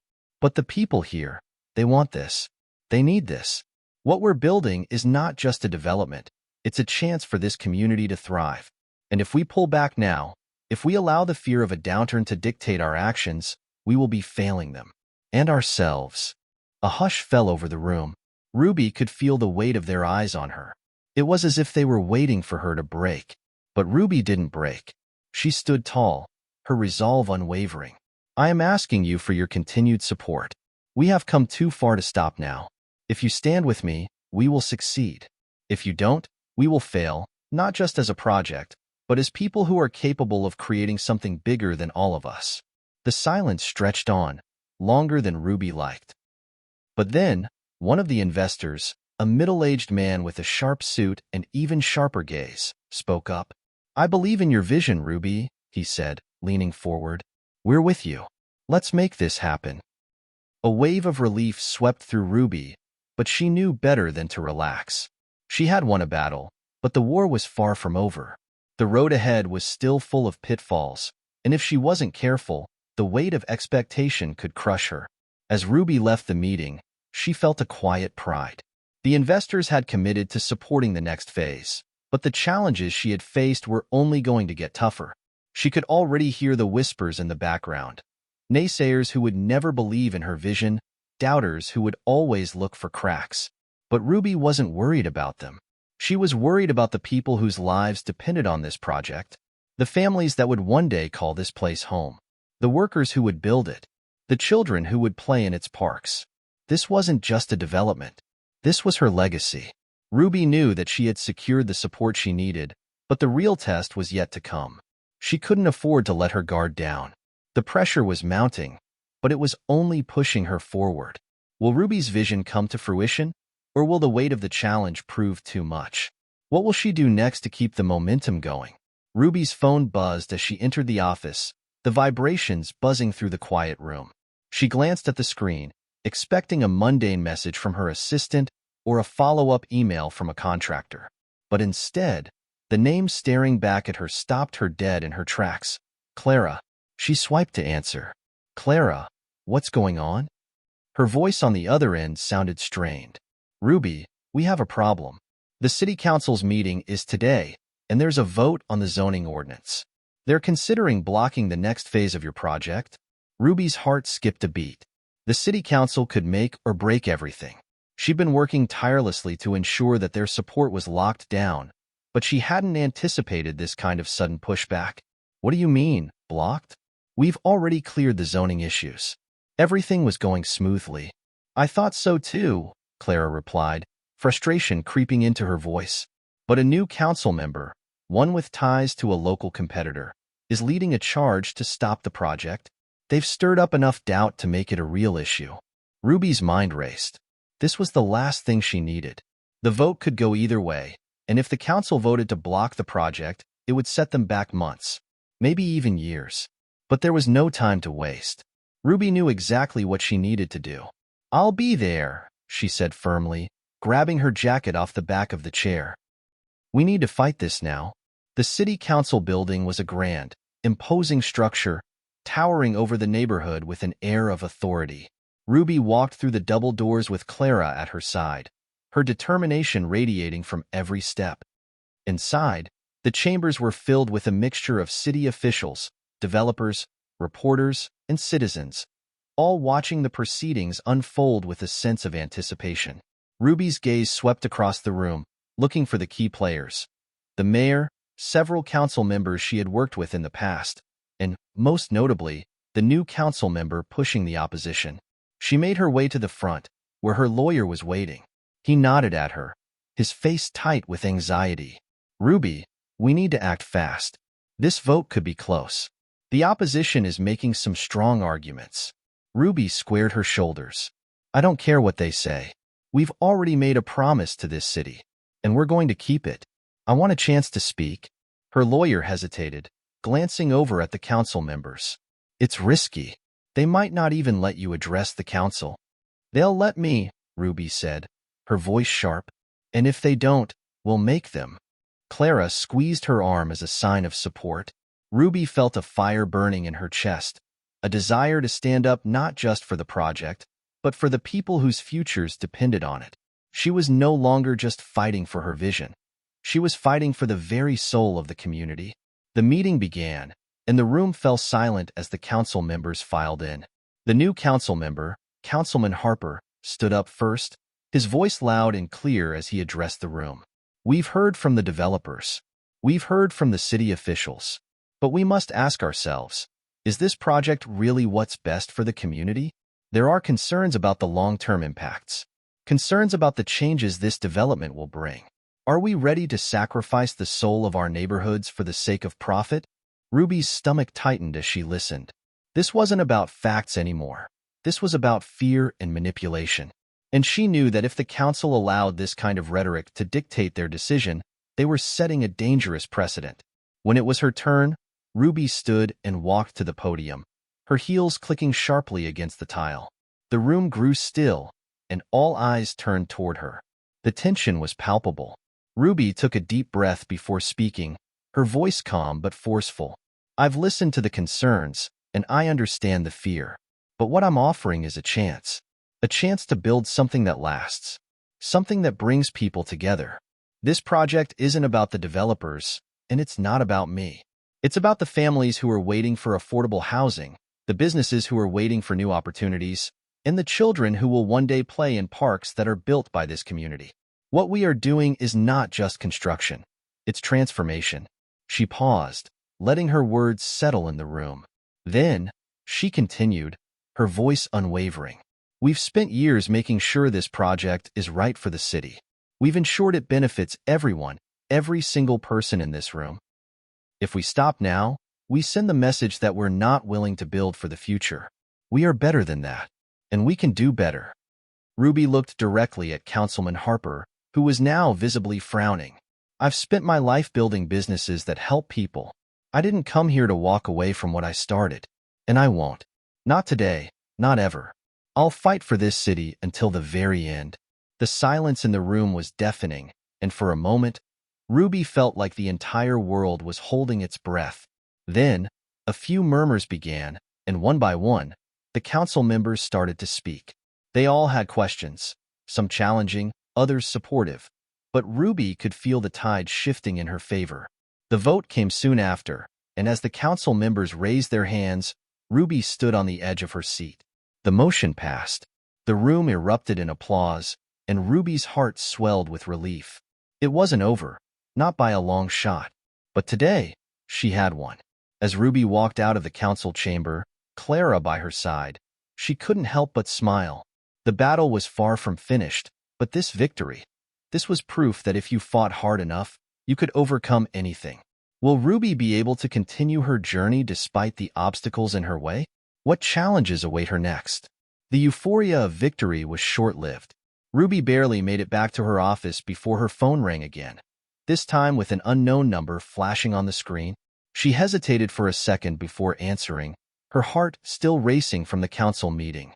"Ruby Bennett," she said, trying to keep her voice steady. "Ms. Bennett, this is Sean Fields, a reporter with the City Chronicle. I'm calling about the vote today."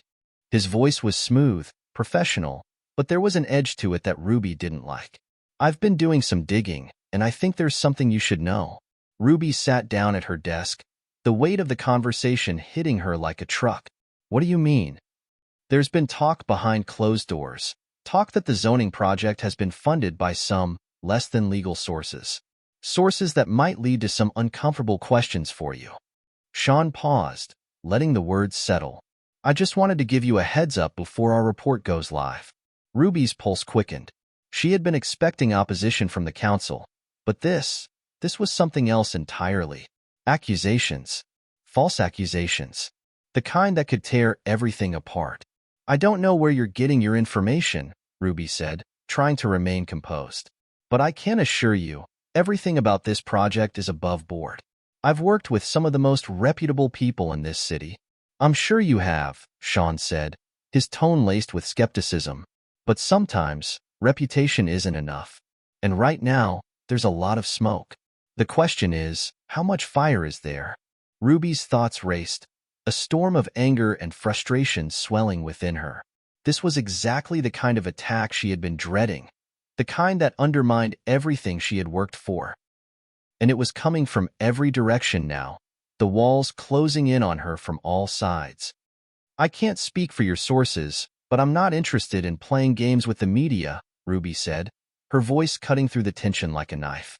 "If you have a story, then write it. But don't expect me to entertain rumors." She hung up before he could respond, tossing her phone onto the desk with a sharp click. Clara was right behind her, her face tight with concern. "Is everything okay?" she asked softly. Ruby's gaze hardened as she turned to face her assistant. "We've got trouble.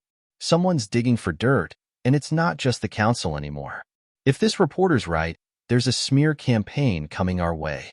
Clara frowned, stepping closer. "But you've done everything by the book. We've made sure of it, right?" Ruby nodded, but the doubt gnawing at her gut wouldn't let her rest. She had been meticulous. Every deal, every contract, every meeting had been above reproach. Yet, here they were, facing the possibility that all of it might come crashing down. "There's something we're missing," Ruby muttered, pacing the room, "but I need to find out what it is now." Later that night, Ruby sat at her kitchen table, a pile of documents spread out before her. The reports, contracts, emails, all of it. She sifted through them, her fingers moving over the papers like she was searching for a needle in a haystack. Clara had gone home, leaving Ruby alone to deal with the mess. The city's future was riding on this project, and Ruby wasn't about to let it slip through her fingers without a fight. Her phone buzzed again, and she glanced at the screen, almost hoping for some good news. But it was another name she didn't recognize. "Hello?" she answered, her voice weary but alert. "Ms. Bennett, it's Sean Fields again." The reporter's voice came through the line. "I've got something for you, something I think you'll want to see." Ruby's fingers tightened around the phone. "What is it?" "I can't say over the phone, but it's big. It's the kind of thing that could change everything for you. Meet me tomorrow at the park on 5th and Main, 9 a.m. Don't bring anyone with you. Trust me, you'll want to hear this." He hung up before Ruby could respond, leaving her with a mixture of curiosity and dread. Was this a chance to clear her name? Or was it a trap? The next morning, Ruby arrived at the park just as the sun was rising. The air was crisp, the scent of dew still lingering on the grass. She spotted Sean immediately, standing by a bench, his posture tense, as though he was waiting for something or someone. Ruby approached cautiously, her instincts telling her that this meeting was far from ordinary. Sean's eyes flicked to her, and he gave a quick nod. "You came alone," he observed. "I did," Ruby replied, keeping her voice neutral. "What is it you have to show me?" Sean glanced around, ensuring no one else was within earshot, before pulling a folder from his bag and handing it to her. Ruby took it, her fingers brushing the edges of the papers inside. She opened the folder slowly, her heart racing. Inside was a set of bank records, transactions, numbers that didn't make sense at first glance. But there was one name that caught her eye: Ben Jacobs. Ruby's blood ran cold. Ben was a name she had tried to forget. He was an old business partner, someone who had been involved in a series of failed ventures years ago. She hadn't heard from him in years, not since he'd been implicated in a shady real estate deal that had nearly ruined her reputation. "What's this?" Ruby asked, her voice a little too shaky. Sean watched her closely, a knowing look in his eyes. "These transactions came from an account linked to Jacobs. And there's more. This account shows a series of payments made directly to contractors who worked on your project." Ruby's mind reeled. There had to be some mistake. "This can't be true," she whispered, the weight of the implications sinking in. "I haven't worked with him in years. If he's involved in this, You're about to have a very difficult conversation, Ruby," Sean interrupted. "If this story breaks, it won't just affect your project. It'll affect everything you've built." Ruby's heart pounded in her chest. If Ben Jacobs was involved, it wasn't just a smear campaign anymore. This was real. The very foundation of her success was being questioned. She closed the folder, her mind racing as the reality of the situation set in. What would she do next? Would she confront Ben and risk everything, or try to bury the truth before it could surface? The game had changed, and now, Ruby had to decide if she was ready to face the consequences of her past or let her empire crumble. Will Ruby uncover the truth about Ben Jacobs and the shady dealings? Or will this new discovery be the end of her project? Ruby walked back to her car with a heavy heart, the folder still clutched tightly in her hand. Her mind was racing, trying to piece together how Ben Jacobs, someone she thought she had severed ties with long ago, could be involved in her project. She had worked so hard to distance herself from the scandal he had caused years ago, and now, it felt as though all of that work had been in vain. The drive back to her office was a blur. Each traffic light seemed to stretch into eternity, the city around her moving at a pace that felt out of sync with her thoughts. She tried to focus on what she could do next, but the weight of the evidence in her hands was too overwhelming. Ben Jacobs was a ghost from her past, and now he was threatening to destroy everything she had worked for. By the time Ruby stepped into her office, the sun was beginning to set, casting long shadows across the room. Clara looked up from her desk, her expression immediately shifting from neutral to concerned. "Ruby, are you okay?" she asked, standing up. "You look shaken." Ruby didn't answer immediately. She set the folder on her desk, her hands trembling as she sat down in the chair. Clara didn't push, but the silence between them spoke volumes. Ruby had always been strong, always had the answers. But right now, she felt like she was losing control. "I need you to do something for me," Ruby said after a moment, her voice quieter than usual. Clara raised an eyebrow. "Anything? Find out everything you can about Ben Jacobs. Every detail, every transaction, every connection to the contractors who've worked on this project. I need to know how deep this goes." Ruby paused, her fingers drumming nervously on the desk. "And I need it done by tomorrow." Clara nodded, though there was a flicker of hesitation in her eyes. "Of course. I'll get started on it right away. But Ruby, are you sure about this? It sounds like this could get ugly." Ruby's gaze hardened. "It already is ugly. I just didn't realize how much until now." With that, Clara left, and Ruby was left alone with her thoughts. The darkness outside mirrored the storm inside her. The weight of the decision ahead of her pressed down on her chest. She could feel it. Her life was teetering on the edge of something dangerous. The following morning, Ruby barely slept. Her mind was consumed by thoughts of Ben Jacobs and the mess she was about to uncover. She knew she had to confront him soon. If there was any truth to the claims Sean Fields had made, then Ben was the key to everything. By the time Clara returned with the information, Ruby was already pacing the office, unable to focus on anything other than the impending confrontation. Clara walked in quietly, holding a stack of papers. "I did a deep dive on Jacobs," Clara said, dropping the papers onto the desk. "It's worse than we thought." Ruby's heart sank. "What do you mean?" Clara looked her in the eye. "Ben Jacobs has been using shell companies to funnel money into contractors linked to your project. The same contractors who've been helping with the zoning work. He's got his fingerprints all over this." Ruby's blood ran cold. She picked up the papers, scanning the documents quickly. Clara was right. There were clear links between Ben Jacobs and the contractors, and the timeline matched up with the initial stages of her project. The payments, the meetings, the backdoor deals. It was all right there in black and white. "This is bad," Ruby muttered, dropping the papers back onto the desk. "If this goes public, I'll lose everything. My reputation, the project, everything." Clara hesitated before speaking again. "Ruby, you need to decide what you're going to do. Confront him now, or bury this and pretend it doesn't exist. But I'll be honest with you. If you let it go, it's going to haunt you." Ruby stared at the papers, her mind racing. Burying the truth wasn't an option. She couldn't go down that path again, not after everything she had built. But confronting Ben, someone who had been so tangled in her past, wasn't a choice she was prepared to make lightly. She needed answers, and she needed them now. "I'll confront him," Ruby said, her voice steady despite the storm inside her. "But I'm going to do it on my terms. I'll meet him today, and I'll make it clear that he's not going to destroy me." Clara gave her a nod of support. "I'll be here, no matter what happens." That afternoon, Ruby drove to a nondescript office building on the outskirts of the city where Ben had his headquarters. The building looked as empty as it felt inside. There was a coldness to the space, as though no one had bothered to care about the facade of professionalism. The walls were barren, the air stale. Ruby felt a chill crawl up her spine.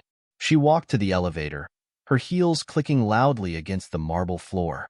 When the doors opened, Ben was already waiting for her, his posture relaxed, but his eyes sharp. He had always been good at pretending to be harmless, but Ruby knew better. "Ruby," Ben said with a smile that didn't quite reach his eyes. "I was wondering when you'd show up." She didn't return the smile. "Cut the act, Ben. I know what you've been doing." His expression flickered for a moment, but he quickly recovered. "What are you talking about?" Ruby pulled the folder from her bag and slammed it down on the table between them. "This. You've been using shell companies to launder money through contractors connected to my project. I know everything." Ben didn't flinch. Instead, he leaned back in his chair, looking almost amused. "You think you know everything, Ruby? You don't. There's more at play here than you realize." Ruby's anger flared, but she held it in check. "I'm giving you one chance to explain yourself. If you don't, I'm going straight to the authorities. You know what happens then." Ben sighed, his smile finally fading. "You're playing a dangerous game, Ruby. I hope you're ready for the consequences." The tension in the room was palpable as Ruby waited for Ben to speak. Would he admit to what he had done, or would he keep his silence and force her hand? The stakes had never been higher. Will Ruby be able to expose Ben and salvage her project, or will the web of lies unravel her empire? Ben leaned forward, his fingers steepled in front of him as he regarded Ruby with a cold, calculating gaze. The room felt smaller now, the silence stretching between them like a taut wire ready to snap. Ruby's heart pounded, her mind racing with possibilities. She had to outsmart him, but she couldn't afford to be reckless. She needed him to slip up. "You don't get it, do you, Ruby?" Ben's voice was soft, almost patronizing, as if he were talking to a child. "This isn't just about money or power. It's about survival. You're too naive to see the bigger picture." Ruby's eyes narrowed. "Cut the nonsense, Ben. If you think you're going to talk your way out of this, you're mistaken." He chuckled, but it was a hollow sound. "I don't need to talk my way out of anything. You're in deep, Ruby. Deeper than you realize. If you bring this to light, It won't just be my reputation on the line. It'll be yours, too. This project? Your whole empire? It's all connected. You've been playing the game, but you don't even know the rules. Ruby clenched her fists. The words hung in the air like a heavy fog. She had suspected there was more to this than just financial corruption, but hearing Ben say it so bluntly sent a chill down her spine. If he was telling the truth, the consequences of exposing him would be devastating. But she couldn't back down now, not after everything she had sacrificed to get here. I didn't come here to listen to your threats, Ruby said, her voice steady despite the turmoil inside her. I came to stop you. So, here's the deal, Ben. You can either walk away from this and leave me and my project alone, or I expose everything. Your choice. Ben leaned back in his chair, a smile playing at the corners of his lips. It wasn't a smile of amusement. It was a smile of someone who knew something Ruby didn't. You think you have the upper hand, don't you? He asked. You think that if you expose me, you win. But you're wrong. You'll destroy everything you've worked for in the process. You'll be known as the woman who tried to take down a powerful man and failed. And I'm not the only one in this city who plays dirty. Ruby's stomach tightened. He wasn't bluffing. She knew it. Ben had connections, powerful ones, and if he was right about the scope of what was at stake, her entire life could come crashing down. But there was no turning back now. I'm not afraid of you, Ruby said, her voice quiet but firm. I've fought too hard to let you take everything away from me. I'll bring it all to light if I have to. You won't win. Ben stood up, his chair scraping loudly against the floor as he moved around the table toward her. He was closer now, looming over her with an air of menace. You don't understand, Ruby. This isn't just about power. It's about survival. You think you can outsmart me, but I've been playing this game for much longer than you. Ruby stood her ground, refusing to let him intimidate her. Maybe you've been playing longer, but that doesn't mean you're going to win this time. He leaned in, his face inches from hers. You'll regret this, he whispered, his voice a low, venomous hiss. I promise you that. Ruby's pulse quickened, but she didn't flinch. We'll see about that. As she left the building, Ruby felt a strange mixture of anger and fear. Ben's words echoed in her head, gnawing at her thoughts. The situation was more complicated than she had thought. She couldn't trust anyone, and the stakes had never been higher. But there was no turning back now. She couldn't let him win. Back at her office, Ruby sat in her chair, staring out the window, deep in thought. The weight of the decision she had made pressed down on her chest, but she couldn't afford to doubt herself now. She had one shot at this, one chance to expose Ben and protect everything she had worked for. Clara walked in quietly, her eyes searching Ruby's face for any sign of how the meeting had gone. Did he say anything? Clara asked, concern evident in her voice. Ruby didn't answer immediately. She leaned back in her chair, rubbing her temples. He's a monster, Clara, and he's not afraid to burn everything to the ground if it means saving himself. Clara sat down across from her, folding her arms. So, what now? Ruby took a deep breath. Now, we make sure that he can't escape.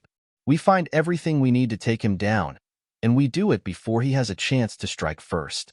Clara nodded, her expression resolute. We'll get him, Ruby. You don't have to do this alone. Ruby met Clara's eyes, and for the first time in a long while, she felt a glimmer of hope. But it was fleeting. Ben Jacobs wasn't going to go down easily, and the deeper they dug into his dealings, the more dangerous things would get. But Ruby was prepared. She had to be. That night, Ruby didn't sleep. She pored over every document, every file, searching for any weakness in Ben's web. She knew that if she wanted to bring him down, she had to be smarter, faster, and more ruthless than he ever had been. She wasn't going to let him destroy her life or her future. But as the hours ticked by, Ruby couldn't shake the feeling that Ben was only one part of a much larger, much more dangerous game. And as much as she hated to admit it, she knew this wasn't just about her anymore. It was about something far bigger, something that could affect everyone in her life. The phone rang, breaking her thoughts. She glanced at the caller ID. It was Clara. Ruby, you need to see this. Clara's voice was urgent. I found something. Something that changes everything. Ruby's heart skipped a beat. What is it? Clara didn't answer directly. Just meet me at the office. You'll understand when you get here. The pieces were starting to fall into place, but the question was Ruby ready to confront what was lurking in the shadows? What did Clara find, and how would it change everything? Ruby drove through the empty streets, her thoughts swirling as fast as the car's tires spun against the wet pavement. The night felt heavier now, the air thick with tension. Clara's cryptic phone call had set her on edge, and she couldn't shake the feeling that things were about to take a turn she wasn't prepared for. As she entered the office building, the dim lights cast long shadows on the walls, making everything feel eerily silent. She took the elevator up to the top floor, her mind running through every possible scenario. What could Clara have found that was so urgent? Was it evidence that could bring Ben down, or had she uncovered something far worse? The elevator dinged, and Ruby stepped out into the hallway, walking briskly to her office. Clara was already there, sitting at the desk with a stack of papers spread out in front of her. Her face was pale, her eyes wide with disbelief. "Ruby, you need to see this," Clara said, her voice shaky. Ruby walked over to the desk, her stomach tightening. Clara handed her a folder, and as Ruby flipped it open, she felt her pulse quicken. Inside were documents, internal memos, bank transfers, corporate emails that painted a much darker picture than Ruby had ever imagined. This is Ben's network," Ruby whispered, her voice almost faltering. "But there's something else. What is this?" Clara pointed to one of the papers. "Look closely. Those bank transfers, some of them aren't even going to companies. They're going to people we don't know. And there's a name on one of the memos that doesn't belong." Ruby's heart skipped a beat as she scanned the document. The name jumped out at her like a neon sign in the dark. Victor Holden. Who is Victor Holden? Ruby asked, feeling a cold shiver run down her spine. Clara swallowed hard. "I've been digging. Victor Holden is a ghost in the system. He's not just some low-level operative. He's a fixer. Someone who takes care of things, very bad things. And I think he's the one Ben's been using to clean up his messes." Ruby's mind raced. A fixer? That meant Ben wasn't just corrupt. He was connected to something far more sinister. "I need to know everything about him," Ruby said, her voice steady, though her pulse hammered in her ears. "We have to find out who he's working for and what his endgame is." Clara nodded. "I'll keep digging. But Ruby, this could be bigger than we thought. We're talking about people with power, people who have no qualms about destroying anyone who gets in their way." Ruby didn't flinch. "We'll find them first." She turned and began pacing the office, her mind spinning. There was no turning back now. The deeper they went, the more dangerous it became. She had always known that Ben was a threat, but this was a whole new level of danger. "We need to go public with this," Ruby said suddenly, stopping in her tracks. "The only way we take them down is by exposing everything. If Ben has connections like this, there's no way we're going to get to him by playing by the rules. We need leverage. We need to force his hand." Clara looked at Ruby, her eyes filled with concern. "Are you sure about this? Once we go public, there's no coming back. He'll come after us with everything he's got." Ruby met Clara's gaze. "I'm not afraid of him anymore. It's time to finish this." The plan was set into motion quickly. Ruby and Clara began gathering everything they had on Ben and his connections, working through the night to prepare a full dossier. It was risky, exposing Ben's ties to Victor Holden, and the shady operations they were uncovering would put them in the crosshairs of people who wouldn't hesitate to destroy them. As dawn broke, Ruby stood in front of her computer screen, staring at the final draft of their exposé. It was everything. The damning evidence, the connections, the names, the people who had been pulling the strings behind the scenes. "We're ready," Clara said, standing behind Ruby and looking over her shoulder. "Do you think we'll be able to get this to the public without them stopping us?" Ruby paused, her fingers hovering over the keyboard. She knew that once they hit send, there was no going back. Ben would have no choice but to retaliate. She could already feel the weight of the decision pressing down on her. "We will," Ruby said with finality. "But we need a plan B, in case they try to silence us." Clara nodded in agreement. "I'll start reaching out to some contacts. We need to make sure this story gets out no matter what." Ruby hit send, and the exposé was out in the world. The truth was finally in the open. But even as the email left her inbox, Ruby felt a strange sense of dread. They had set the wheels in motion, but how far would the fallout reach? And who else would come after them? The response was almost immediate. By the time Ruby arrived home later that evening, her phone was flooded with calls, texts, and notifications. The media had picked up the story. And Ben? He wasn't sitting idle. Ruby's phone rang again, the caller ID displaying an unfamiliar number. Her heart skipped a beat. Ruby. It was Ben's voice on the other end, low and dangerous. You made a big mistake. I gave you a chance to walk away. Now you're going to regret it. Ruby's hand tightened around the phone. You're the one who's going to regret this, Ben. It's over. The line went dead, but the sense of impending danger never left her. As the world turned its attention to the scandal, Ruby knew the game had changed forever. Ben was going to fight back, and he wasn't alone. The players she had just uncovered were ruthless, and now they knew she was coming for them. But Ruby was ready. She had taken the first step in a battle that would test her courage, her resolve, and everything she believed in. The question now was, how far was she willing to go to bring down Ben and everyone connected to him? Ruby sat at her kitchen table, her fingers tracing the rim of her coffee cup, staring out the window at the street below. The weight of the past few days felt like an anchor around her neck, but there was no time to sink. The exposé had gone public.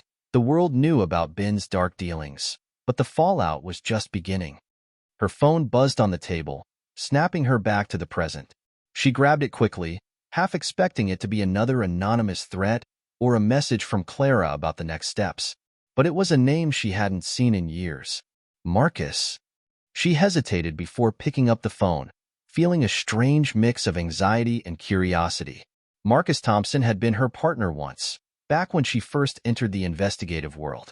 But their relationship had soured after a failed case and a betrayal that Ruby hadn't fully forgiven. She thought he was gone for good, a ghost from her past. But now, here he was again. Ruby, long time no see. Marcus's voice came through, smooth but laced with something else, a kind of urgency. I saw your story. You're playing with fire, girl. Ruby's stomach churned. She knew that tone. It wasn't the casual tone of someone congratulating her. It was the tone of someone who knew the dangers of what she'd just done. I know what I'm doing, Ruby said, her voice steady despite the unease swirling inside her. What do you want, Marcus? I want to help, he said, his words slow and deliberate. I've been keeping tabs on things since we parted ways. And I've got information. Information that could give you an edge over Ben. If you want to take him down, you'll need all the help you can get. Ruby narrowed her eyes. You've been spying on me? There was a pause on the other end of the line. It's not like that. You're not the only one who's been keeping secrets, Ruby. We've got a common enemy now, and it's Ben. And trust me, you don't want to face him alone. Ruby clenched her jaw. She knew Marcus. He wasn't one to offer help without a price, and whatever he had to offer wouldn't come for free. But as much as she wanted to reject his offer, she couldn't deny that he might hold the key to getting Ben before Ben got to her. What do you want from me? Ruby asked, her voice clipped. Marcus chuckled, but there was no warmth in it. Let's just say, I need to be in the game. And if you want to play this smart, you'll let me in. You can trust me, Ruby. I have access to things you can't even imagine. Ruby hesitated. Trust had always been her currency, but it was in short supply these days. Still, she couldn't afford to dismiss anyone who might be able to give her an upper hand against Ben. She'd learned that lesson the hard way. I'll meet you, Ruby said after a long pause. But no funny business. If I don't like what I hear, this conversation ends right there. You've got it, Marcus said, his tone sharp. I'll be in touch with the details. The following day, Ruby met Marcus at an old diner on the outskirts of the city, a place she hadn't visited in years. She walked in, scanning the room for him. The moment their eyes met, Ruby felt the weight of their past and the lingering distrust between them. Ruby, Marcus greeted her, his smile tight, but his eyes calculating. It's been a while. She didn't smile back. Let's get to it. They sat in a booth at the back of the diner, and Marcus slid a manila folder across the table. Ruby opened it, flipping through the pages quickly. It was all here. Documents, photos, accounts, everything she needed to know about Bin's operations. But there was something else. "You've been digging into Bin for a long time," Ruby said, her voice low. "How long have you been involved in this?" Marcus shrugged, leaning back in his seat. "Longer than you'd think. Bin's network isn't as tight as you think. He's made mistakes. I've been watching those mistakes, waiting for the right moment to cash in. And now's the time." Ruby looked at him, her gaze hardening. "And what do you want in return for this?" "A seat at the table," Marcus said, his voice barely above a whisper. "I get my slice of the pie. You get your revenge." Ruby leaned in closer, studying him.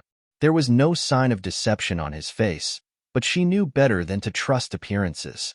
He had his own agenda, and she'd have to keep him close to ensure that he didn't double-cross her when the time came.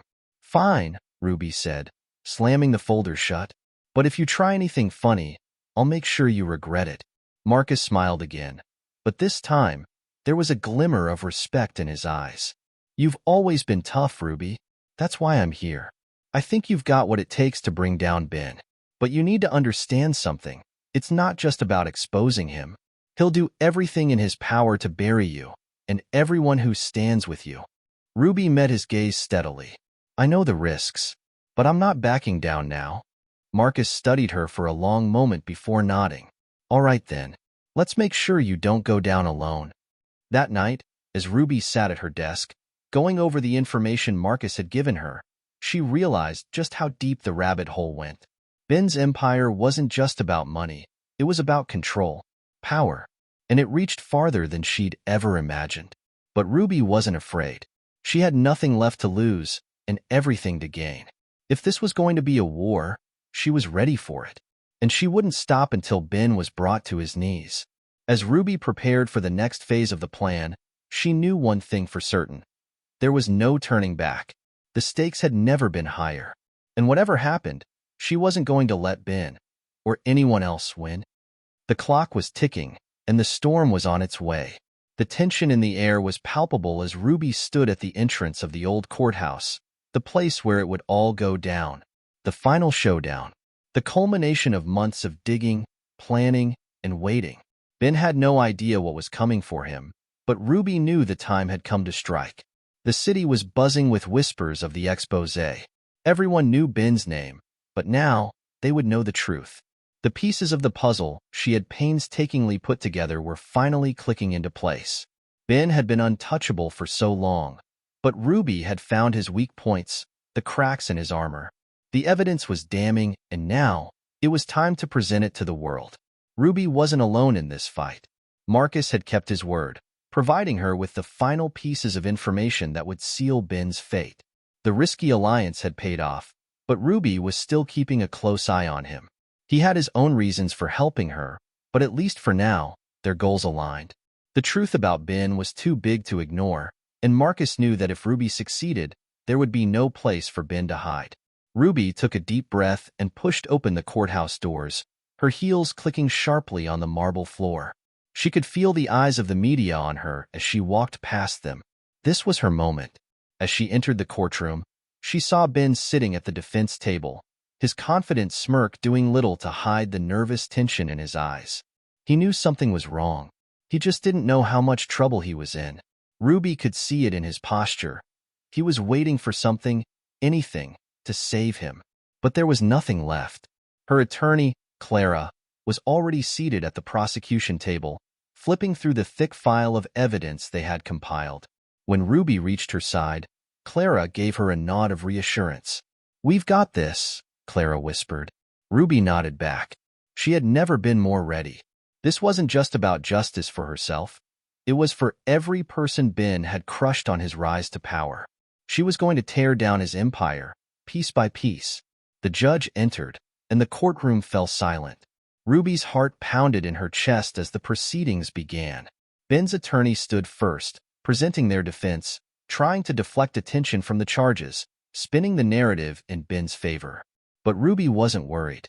She knew what was coming. When it was her turn, she stood tall and walked to the stand. Her back straight, her voice steady. She could feel the weight of everyone's gaze on her, but she didn't flinch. This was her fight. her battle to win. I have evidence that proves beyond a shadow of a doubt that Benjamin Thomas has been involved in illegal activities for years, Ruby began, her voice cutting through the silence. But it's not just the law that's been broken. It's the trust of every person who ever believed in him. She slid a stack of documents across the table. The room was still for a moment, the tension thick. Then, one by one, the pieces of Ben's empire were laid bare. The documents Marcus had provided, insider information, illegal transactions, blackmail schemes. Each page revealed the true scope of his corruption. Ben's face turned white as he sat there, trying to maintain his composure, but it was too late. The walls were closing in. Ruby had orchestrated every move with precision, and now the truth was out. As the evidence piled up, Ben's defense crumbled. His attorney tried to object, but it was clear that the case was lost. Ruby felt the weight of victory starting to settle on her shoulders, but she couldn't relax. Not yet. When it was time for the final statement, Ruby stood and addressed the court, her voice firm. This man didn't just break the law. He destroyed lives. And for too long, he's been able to hide behind his money, his power, and his influence. But today, we take that away from him. She paused, letting the gravity of her words hang in the air. She could see Ben's jaw clenching, his fists tightening at his sides. He was seething with rage, but there was nothing he could do now. I've spent my career exposing the truth, Ruby continued. But this is more than just about the story. This is about accountability. For too long, people like him have gotten away with their actions, while the rest of us pay the price. Today, we change that. The room was silent for a moment as the judge took everything in. It felt like an eternity before he finally spoke. Mr. Thomas, the judge said, his voice cold. The court finds you guilty on all charges. Ben's face twisted in disbelief. His empire was falling apart, and there was nothing he could do to stop it. Ruby had won. As Ruby walked out of the courthouse, the weight of the world seemed to lift from her shoulders. The media swarmed around her, eager to hear her story, but Ruby didn't care about the spotlight. She had done what she set out to do. She had taken down one of the most powerful men in the city. Behind her, Marcus stood, watching her with a knowing look. Their alliance had been a gamble, but Ruby had come out on top.